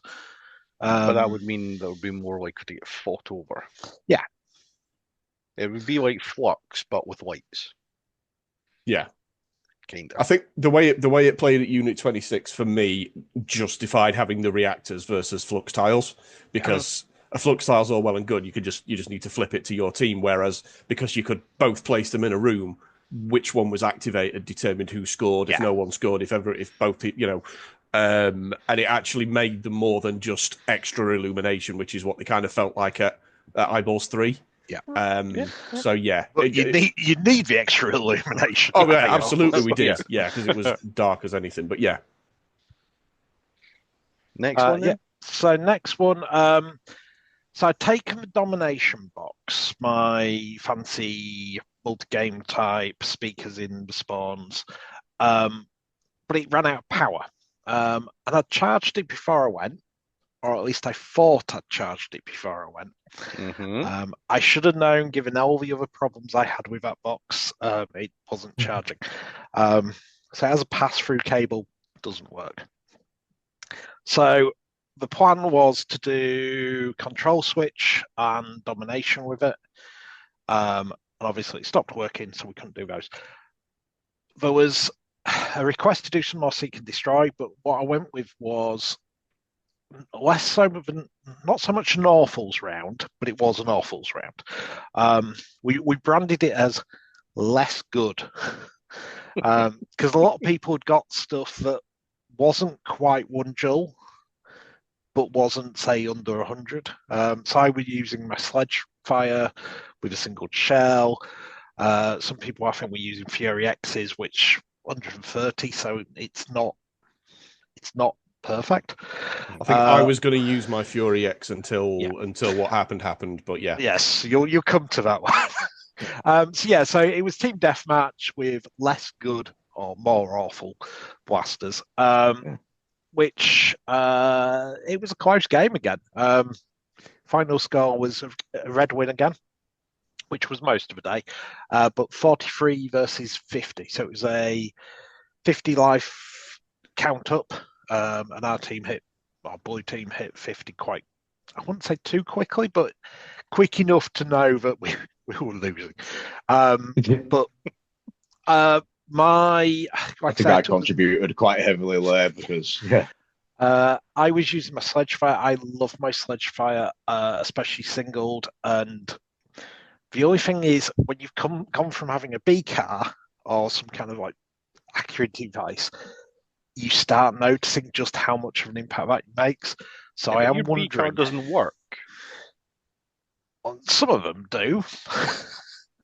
But yeah, so my sledge fire shoots straight. It's just I shoot 2 foot to the right of wherever I'm aiming because I can't see. But yeah, so it was good. But somebody told me that they had a rough cut, so I told him there was a rough cut. At this point, I'd got a Fury X, and Green Hornet had lent me a single shots X shot pistol, which worked with half darts and was actually surprisingly accurate. So I quickly sort of thought, this is not as awful as I would like. But of course, by that point, I'd been made aware there was a rough cut in the arena. And we all know what happens when there's a rough cut in the arena, don't we, Adam? The curse is real. I've heard legends of the curse here. Yeah, so there was a moment where all I could see of Adam was his hand and his we need to explain the curse for people. Yes, please paint me a word picture. So the curse started as a joke back in the Wolfpack days before the pandemic. Of if anyone was shooting a rough cut, it would generally always hit me. And then we started noticing that maybe the curse is actually real because people would shoot a rough cut and darts would go round somebody and hit me if somebody was in front of me. And then we started noticing darts would go over cover and land on top of me. And this kept happening. And so obviously there was a break during the pandemic. But I'd go down to see Modge at his house, stand across the garden, and we'd chat and fire darts at each other. And one day he got a rough cut, and it's like, yeah, you're not going to hit me. And they went round the corner and hit me. So yeah, the curse is real. First game back after the pandemic at the Foundry, we did a rough cuts versus Adam round. So we had 11 people with rough cuts versus me. I had as many lives as I had balls in an Artemis. 30? So I had 30 lives, and I ran out before I could tag all the other people because the curse is real. Well, yeah, and it was 11-1. Yeah. But a lot of people don't believe the curse, and then they pick up a rough cut, and as Boneheed's about to explain. Yeah. So all I could see of Adam behind a photo case was essentially that. So I thought, I mean, I've got 4 shots. How hard can it be? First pair of darts that I fired, one flew straight over his hand, the other one went round the cover and hit him in the chest. Unfortunately, there is no footage of this because my memory card snapped in half when I took it out of my GoPro, so it is now kaput. But They I literally watched the dart swerve round cover, and Adam was like, "The curse is real," and he was like, "Come round, hit me in the chest." So I'm going to get a rough cut. Oh yeah, you've already got a rough cut. I gave you a rough cut. Yeah, do you know what? Actually, yeah, I have. I'm looking at it. I think. I've yeah, got I two have. rough Fire cuts. it now, otherwise it'll hit me. That is some FPS if it's getting to you from here. Yeah. Wouldn't you be surprised though? You fire it and suddenly like a box of darts falls on Adam spontaneously for no reason. Yeah, the actual it's not loaded, but I just like pull the Dry trigger fire and, it. Yeah. dry fire and some darts fall down. Fall off a shelf, yeah. That game was also the game where myself and Gymli managed to mutually nipple shot each other. It was Literally, yeah. I sort of jumped around a corner. He knew I was coming. We both fired at the same time, and it was both right in the left nipple, right in the nerves, and Yeah. it didn't sting. I didn't curse the day you were born at all, and vice versa. Well, I immediately found Toodles and apologised for my actions at Eyeballs 3, where I Eyeballs think 3, I managed yes. to nipple shot him at least 3 times on the same nipple as well, which wasn't, I would say that's due to skill and accuracy, but it absolutely is not. You guys have seen me shoot Was it the things. monolith? It was. I think I got him with the monolith at least once because that's when I asked if it was running hot. But yeah, I got him with the monolith. I'm pretty sure I got him with some form of pump action that I was using. I can't remember what else I used at that event now, I'll be honest. But yeah, I definitely got him with the monolith at least once. I remember seeing that particular clip on the footage from Eyeballs. It's dark, you can't really see much, but you can hear him. Yes. You can absolutely hear him because he's got a very distinctive yelp of pain. It's akin to Dazzle with his inevitable nut shot every single game. I don't think I've been to a game this year where Dazzle hasn't been hit in one or both of his testicles. Yep. So yeah, I felt sorry for him because even at 130, well, it probably wasn't even that. It was, I can't remember what you were using, Gymli, but it wasn't even. It was that like top loaded shotgun when the early little sawn off it. I can't remember the name of it now, but it's the one. It's the one where you insert your balls into the top. Oh yeah, it was. Wasn't it? Yeah, wasn't it Jason's pump action thing? Yes. Yes. Oh no! It was a takedown. It was a takedown, wasn't it? There we go. Yeah. Yeah. So.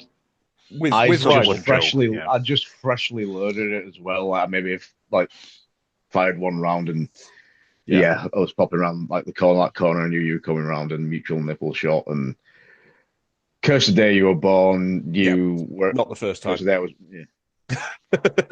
no, will be the last. No, as always, awful rounds are a lot of fun. And so the next event we have got a dedicated awfuls round planned. So, quick poll of those present, since I've banned Hamar from Awful Rounds because Hamar is too awesome and deserves a place in my good blasters bin. Yay or nay on the Ace of Spades collector's edition for Awfuls? It's stock nerf. Is it too good based on the fact that it looks like the Ace of Spades and I feel like Cade 6 while wielding it, or is it the fact that it's terrible performance, therefore it's an awful? It's that big. It's terrible. Andy's yet to bask in the splendor of Sorry, my for Ace of Andy, Spades. it's fish big. Just like Andy was like wielding a shotgun, I did say to Andy when we got home from that event, I was like, remind me to show you my Ace of Spades, and he completely forgot. So he's yet to see my Ace of Spades. But yeah, I think that's going to be my awfuls. I've got two cylinders for it. Only fires long darts. I think you can 3D print them, can't you? Yeah, probably can. But that kind of defeats the object of it being an awfuls round if I've got all of the cylinders and I can just constantly... Yeah. Anyway, Ace of Spades. You heard it first. That's my awful blaster, despite it being awesome. Yeah, good game. I think we were all flagging by that point, though. So we did a big dart sweep, started packing up. The site owner, Frank, always wants a photo with whoever's in the arena that night, just because it's good for his socials. And I feel so millennial saying socials like that. You didn't call it the Soch, so I think you're safe.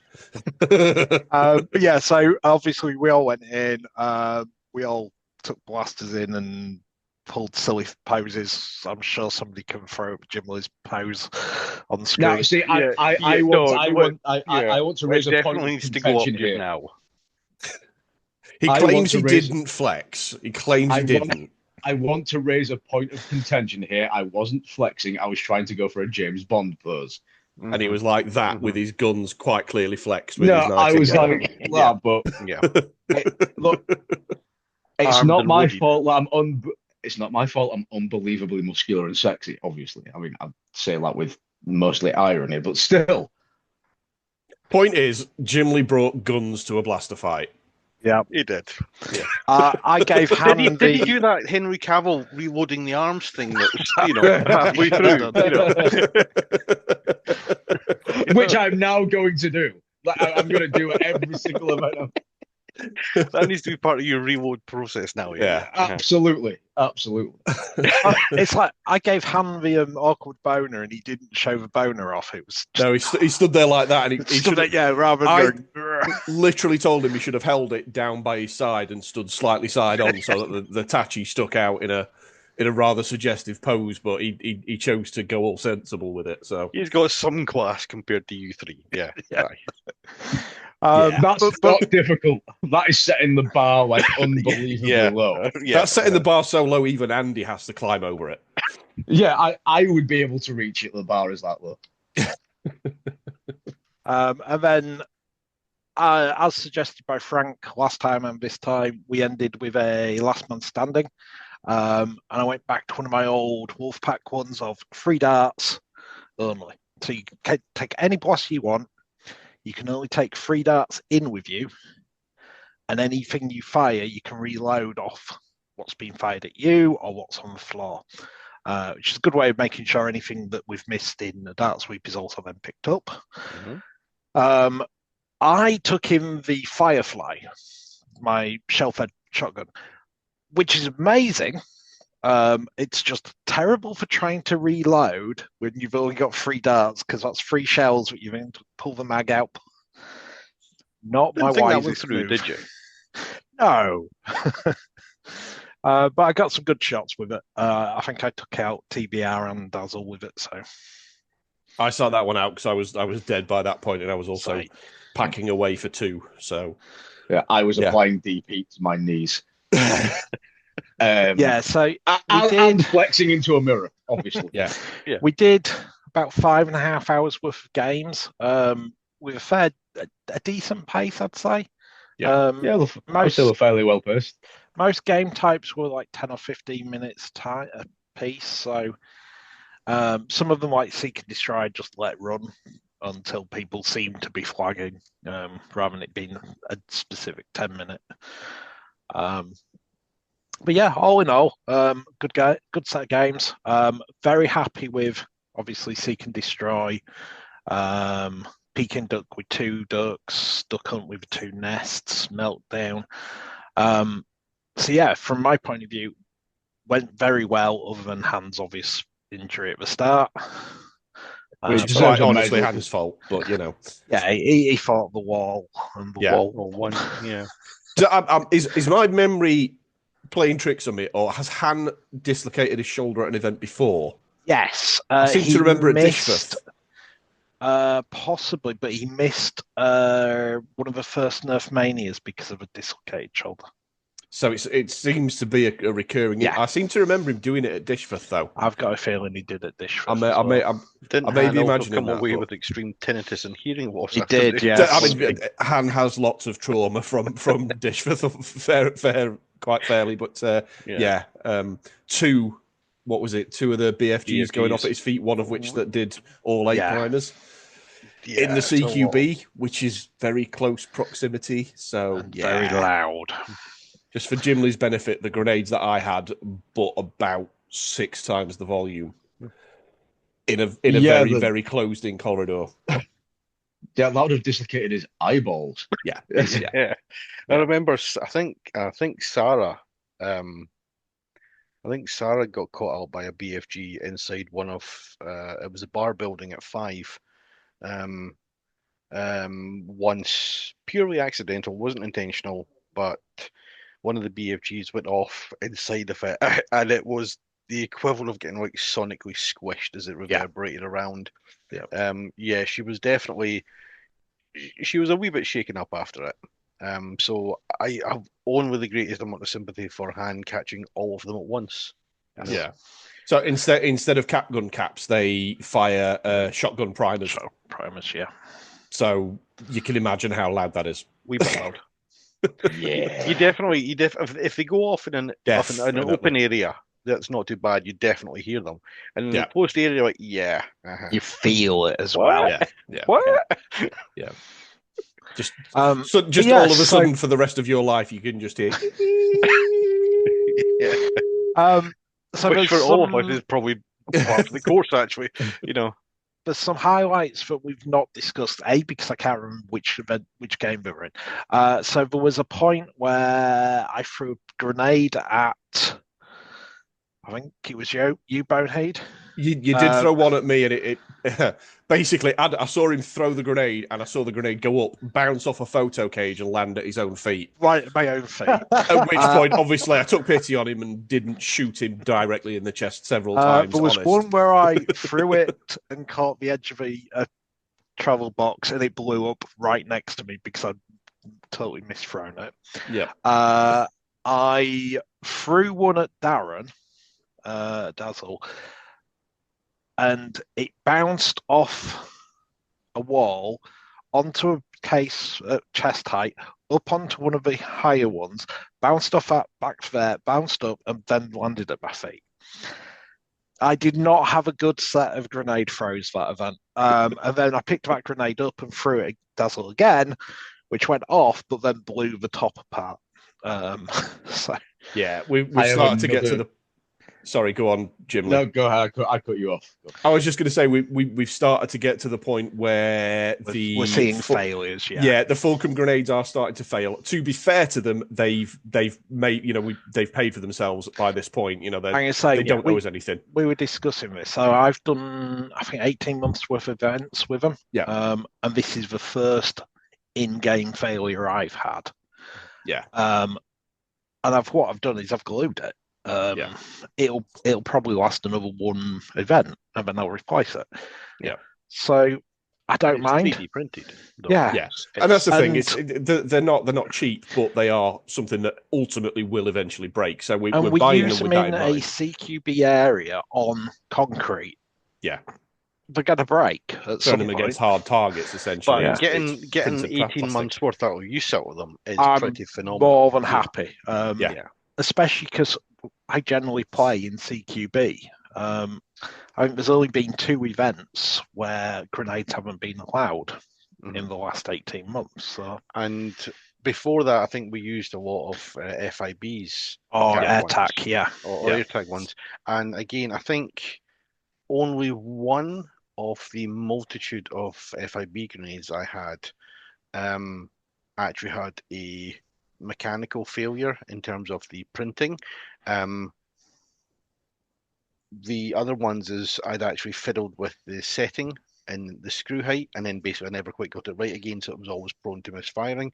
But that's on me for screwing around with something where Ross had actually printed it and set it to the right height, and I elected to change it for some unknown reason.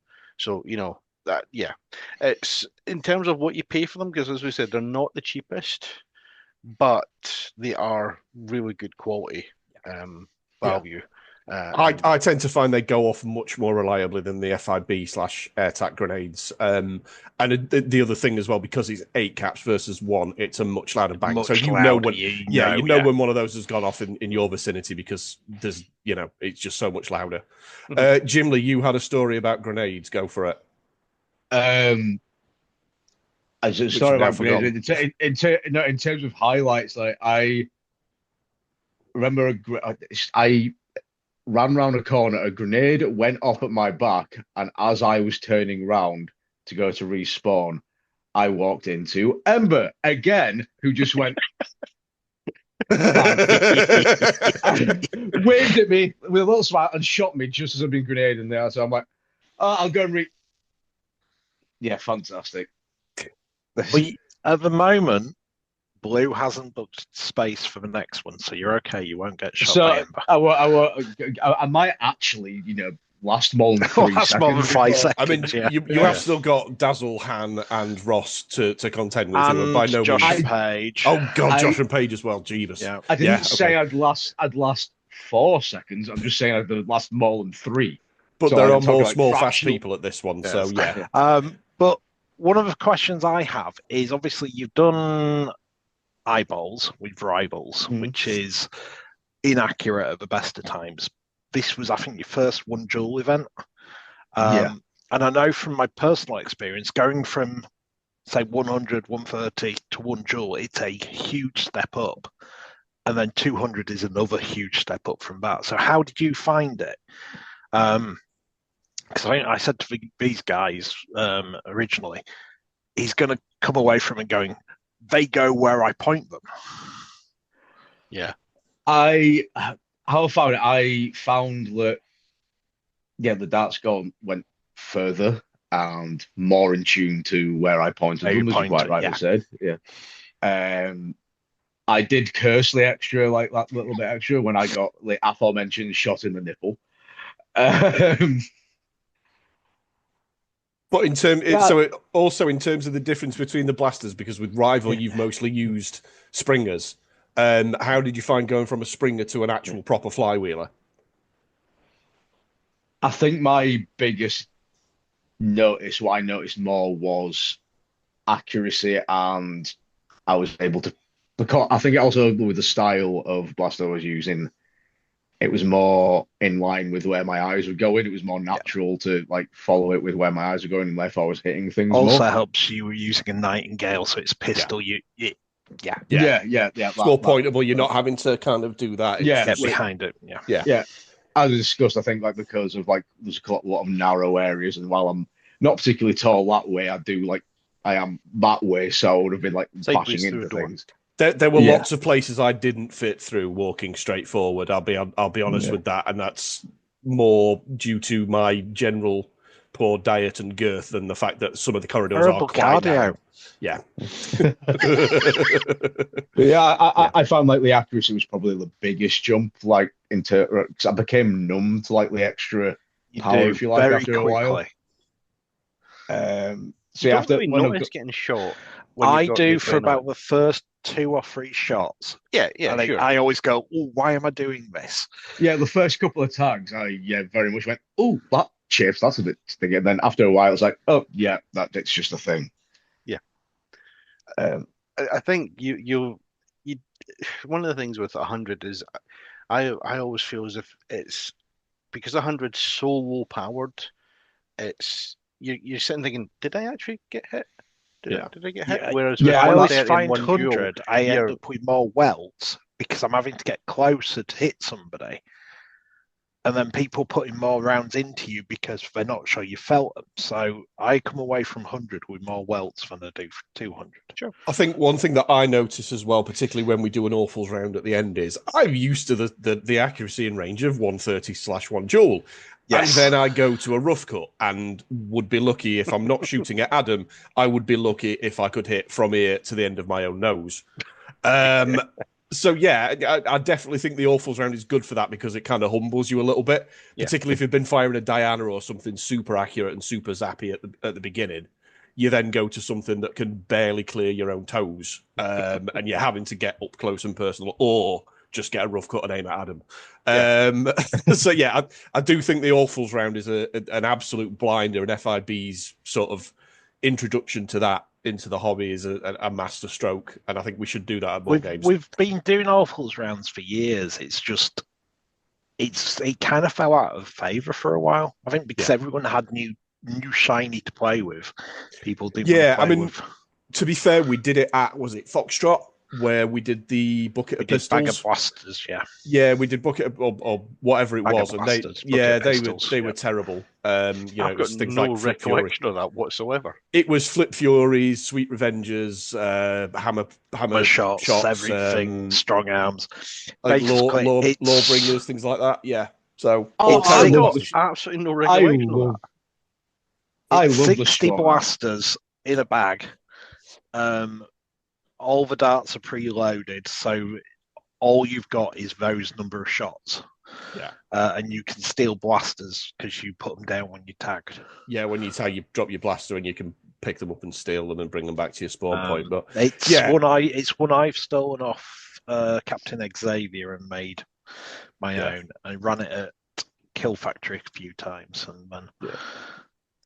I mean, there are certain things with blasters of that caliber, the old school stuff, where it's just cool. I mean, I never ever grow tired of popping the cylinder on a strong arm, spinning it, and then just flicking it closed. And I'm sure Gymli's going to say something similar. Yeah, I was going to say I love the strong arm purely because of like it's entirely gimmicky, and I realise it's probably terrible compared to other things. But doing that and then that to flip it back in. Or just spinning a hammer shot on your finger. Yeah. You can understand why emissary likes them so much. I will say, despite being a filthy casual within the hobby, I am all about the gimmick. The gimmickier the blaster, the better. I love the gimmicky blasters for 100 FPS, which is why I've invested in the Vortex. Because, yes, I'm not a super competitive player. But I do love when darts actually go where you're pointing them. So that's kind of like why when I'm doing 130 and whatnot, I like the actual having equipment that actually does what it's going to do. But for 100, just have fun. Take what you want to take. Be daft. Yeah. And a cloud of vortex coming towards you, thinking, I'm not entirely sure where any of these are going to go. Duck. Just for Gymli's benefit, Vortex are little spinning discs that fire from the blasters. So yes, those they fire vertically. So think of like a Teenage Mutant Ninja Turtles pizza launcher from the old toy range. Wow, but that's showing your age and my age. Absolutely is. Yeah. And if that hasn't been done in Nerf form, it clearly has.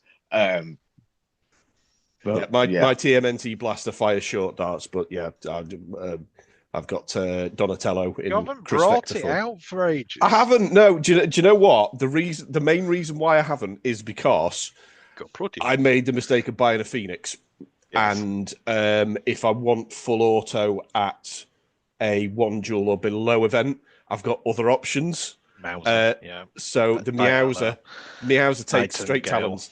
Now I've got 18 angled talons. I may have to bring Donatello back out because I think he's due an outing. But yeah, I just found that I was going with things that had straight talons, or if I was using angled talons, I was going with the Phoenix because, ladies and gentlemen, the Phoenix 2.0. Look at it, just look at it, look at it.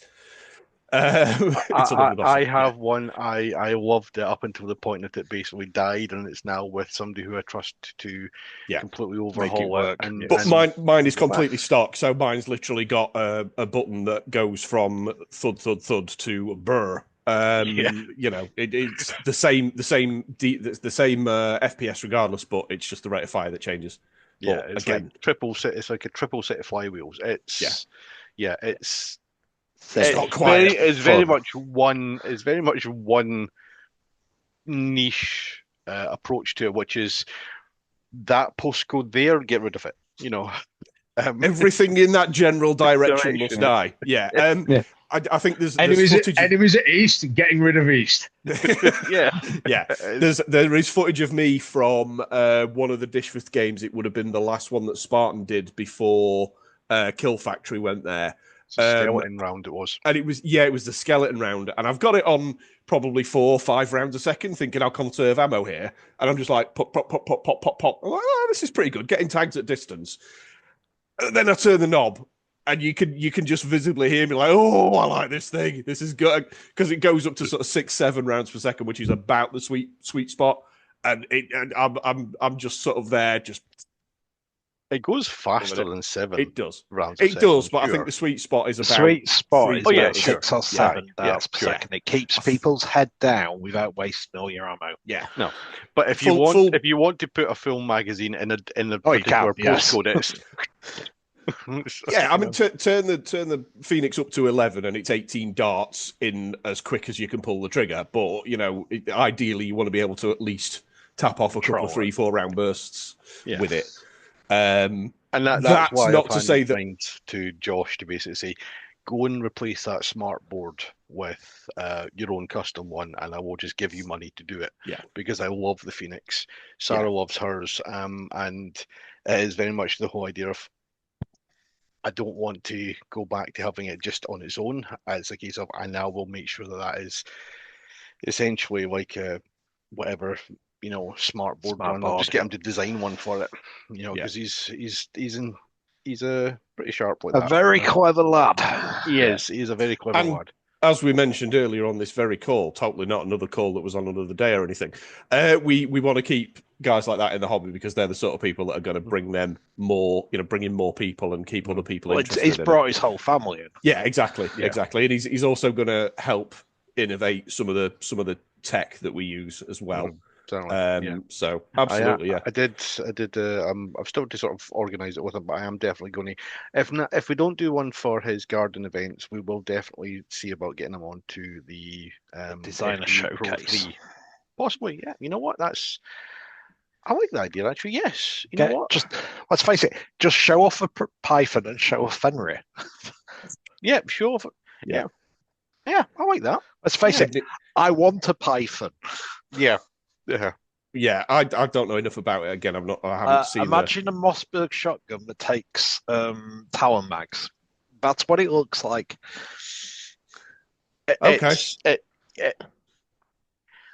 I'm a worker fanboy. We have previously discussed this, and I'm apologetic. I'm unapologetic. Really, you don't have any worker blasters at all, Tartan, I'm sure. So Sarah and I are basically a worker family. That's our thing, okay? And I'm unapologetic with that stance. But having had a shot of the sort of the latest iteration of the Python, I'm like, ooh,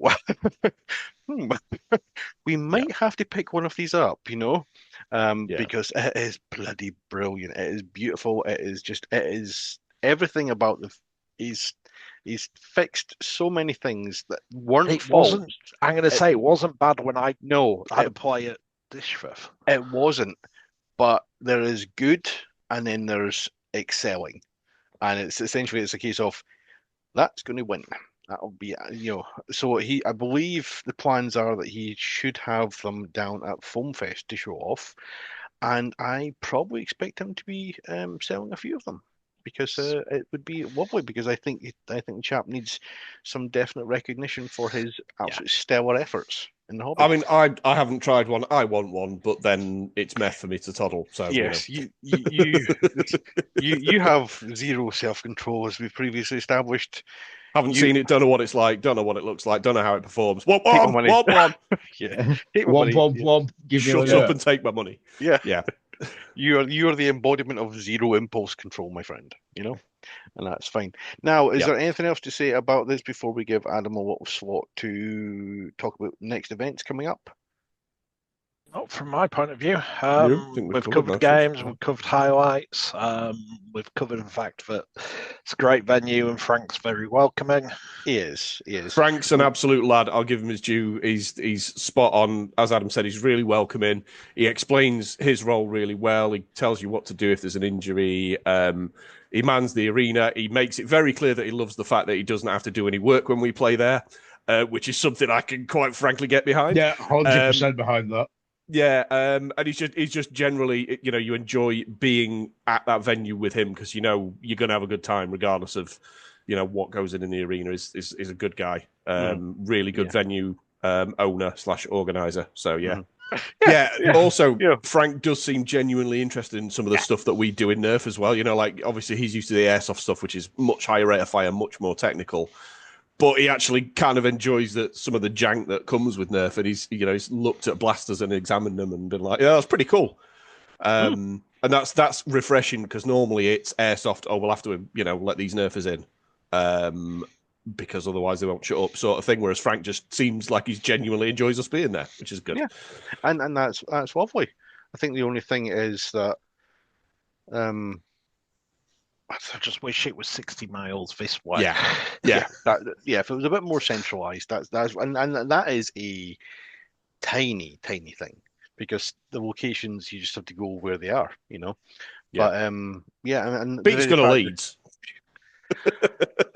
This is true, yes. Or Bradford, even, as the case was once upon a time there. And he's got his head screwed on when it comes to knowing how to make sure people are welcome and want to come back there. Which is why you've kept booking it. Talking of coming back, so see, what a segue! What a segue! Wow, we're good at it. Professionals. But content free, but at least we know how to streamline it together. I basically got there on the Saturday. Said to him, "Oh yeah, there's been a bit of a falling out in the community. This is kind of like one of the last events I'm doing." And he's like, "Oh, because I really enjoy having you guys here." Oh, okay. Let's book in again then. So yeah, you went from last event to next one booked in how many hours? Not long at all. It was a proper 180 gear change there, mate. Yeah. So obviously, I'd made a statement about leaving the hobby because of everything that happened, being a toxic player or toxic organizer with comments about players, etc. And then I think I just needed that reset. I needed to go to an event where everything, other than handbash, throwing himself into a wall, where everything worked. It was me, so. Yeah, exactly. But everything worked. Everything ran smoothly. Even when there was a problem at the domination box, it wasn't a problem because we switched to something else. The venue was just excellent. The people were excellent. Everyone was taking the tags. Everyone was taking mutual tags if they shot each other at the same time. It was just one of those events where I came away from it going, this is why I nerf. Yeah. I nerf for those kind of really fun, really enjoyable experiences.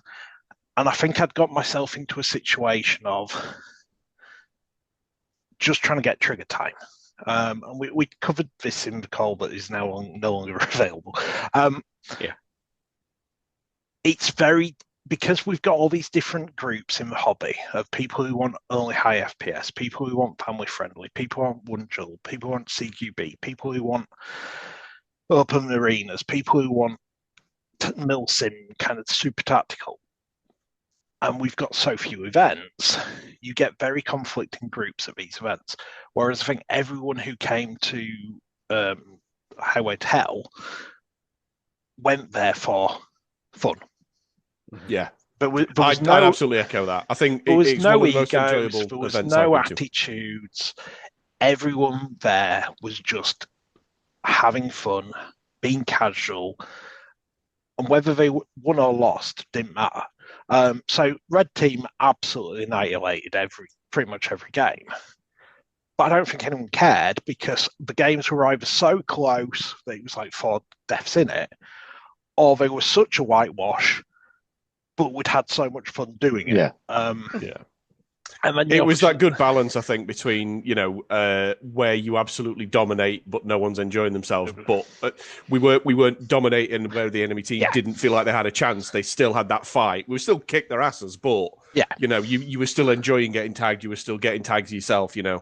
And I think having games like Seek and Destroy, where everyone got to the end of it and was literally panting, it was one of those. That's why I nerf for those kind of just excellent experiences. So I'd got to the point where I wasn't enjoying it.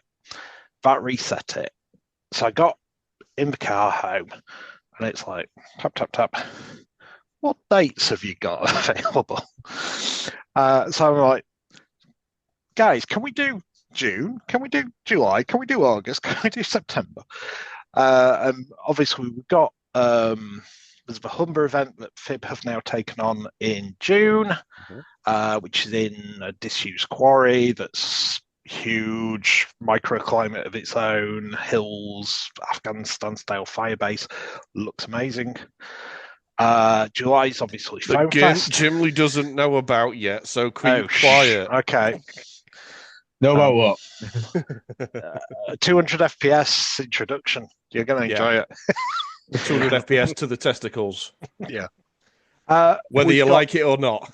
July, we've got Foam Fest. August is always a washout because people are away. So September. And I messaged Frank and said, what can we do in September? He went, oh, do you want this date? Same times? Oh, yes.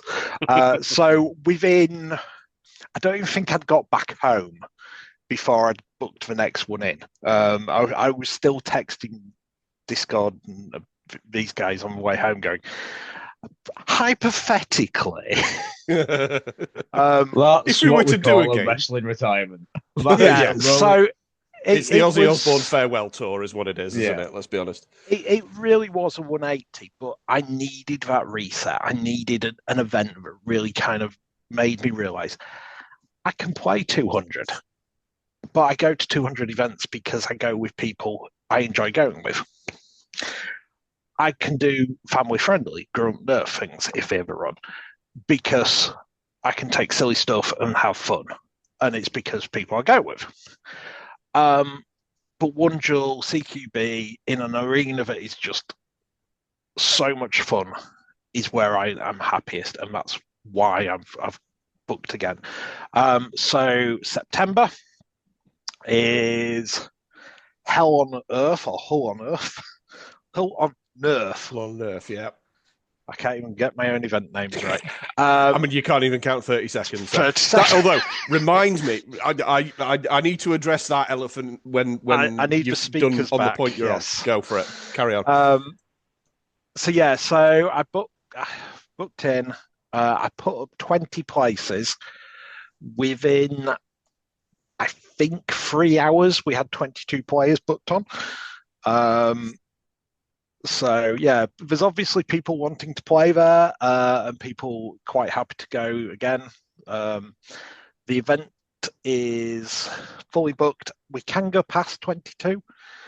I wouldn't want to go past 24 personally. I think 12 per team would be quite intense in that arena. I think 22 would be quite intense. It's not that big a place. You're going to be bumping into people every corner. Mm-hmm. But as we discussed this previously, you can compensate for that by having punitive respawn. Yeah, the whole not necessarily saying that we start doing the bleed out rule that we tend to use at Dishforth recently, but the whole wait 30 seconds. I mean, Jozo's been just even a 10 timers. second. Yeah. Jozo had a 15 seconds. Two respawn timers. You had to tap it and wait 15 seconds. And if you were the third person to get there, and they were both counting down, you just had to wait again.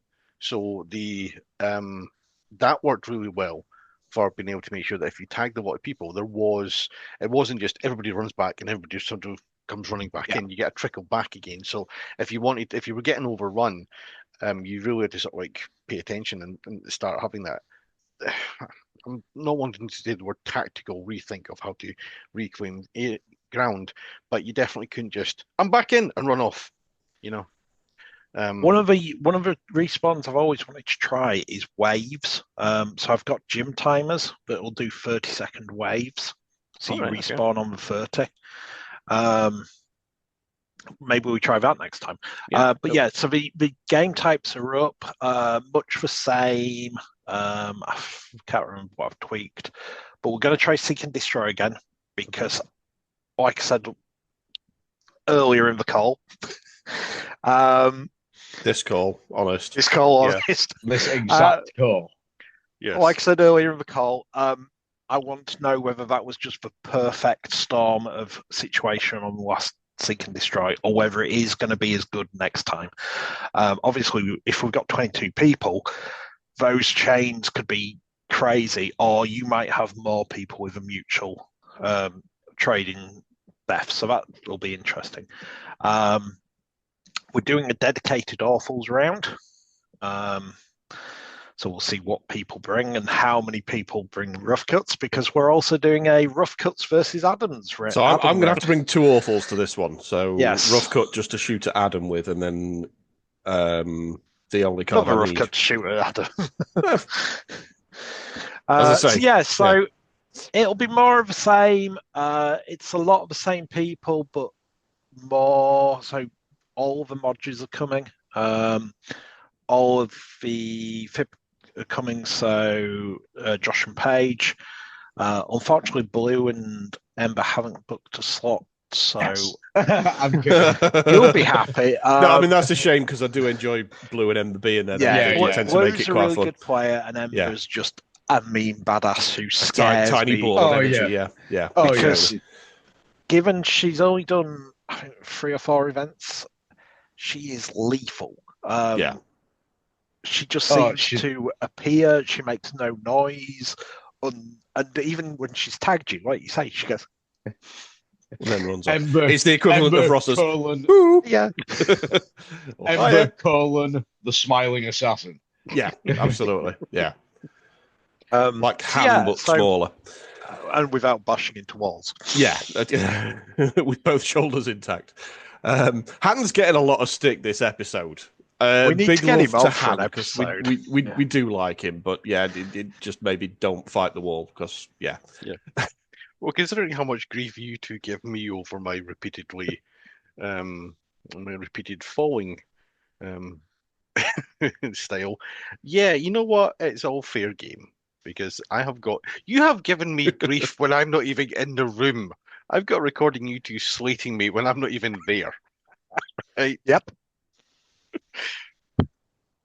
But yeah, so that's September. I'll be booking again after that, no doubt, because as long as they're happy to have us, I'm happy to make the trip because I know what they've got planned for the main arena. I know what they've got planned upstairs because Frank will tell me what they're going to try and do.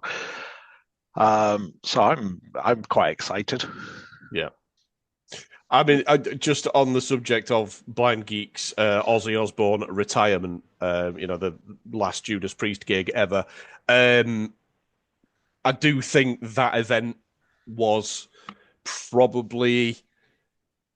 It was going to either be the perfect swan song or I remember why I enjoyed doing this, I'm coming back, because it was such an enjoyable event. It was so... Everything went right, apart from Han injuring himself. Everything was, all the game types were fun. The ones that we didn't get to do because of equipment failure were replaced with equally fun game types. Yeah. Everyone was giggling away for most of the day. Toodles was screaming away every time he got shot, as is per Toodles. I guess that's Toodles to a T. Toodles. And even though, by the end of it, everyone was absolutely broken, it was just a full day of running around shooting each other with children's toys, and that's exactly what the hobby is about for me.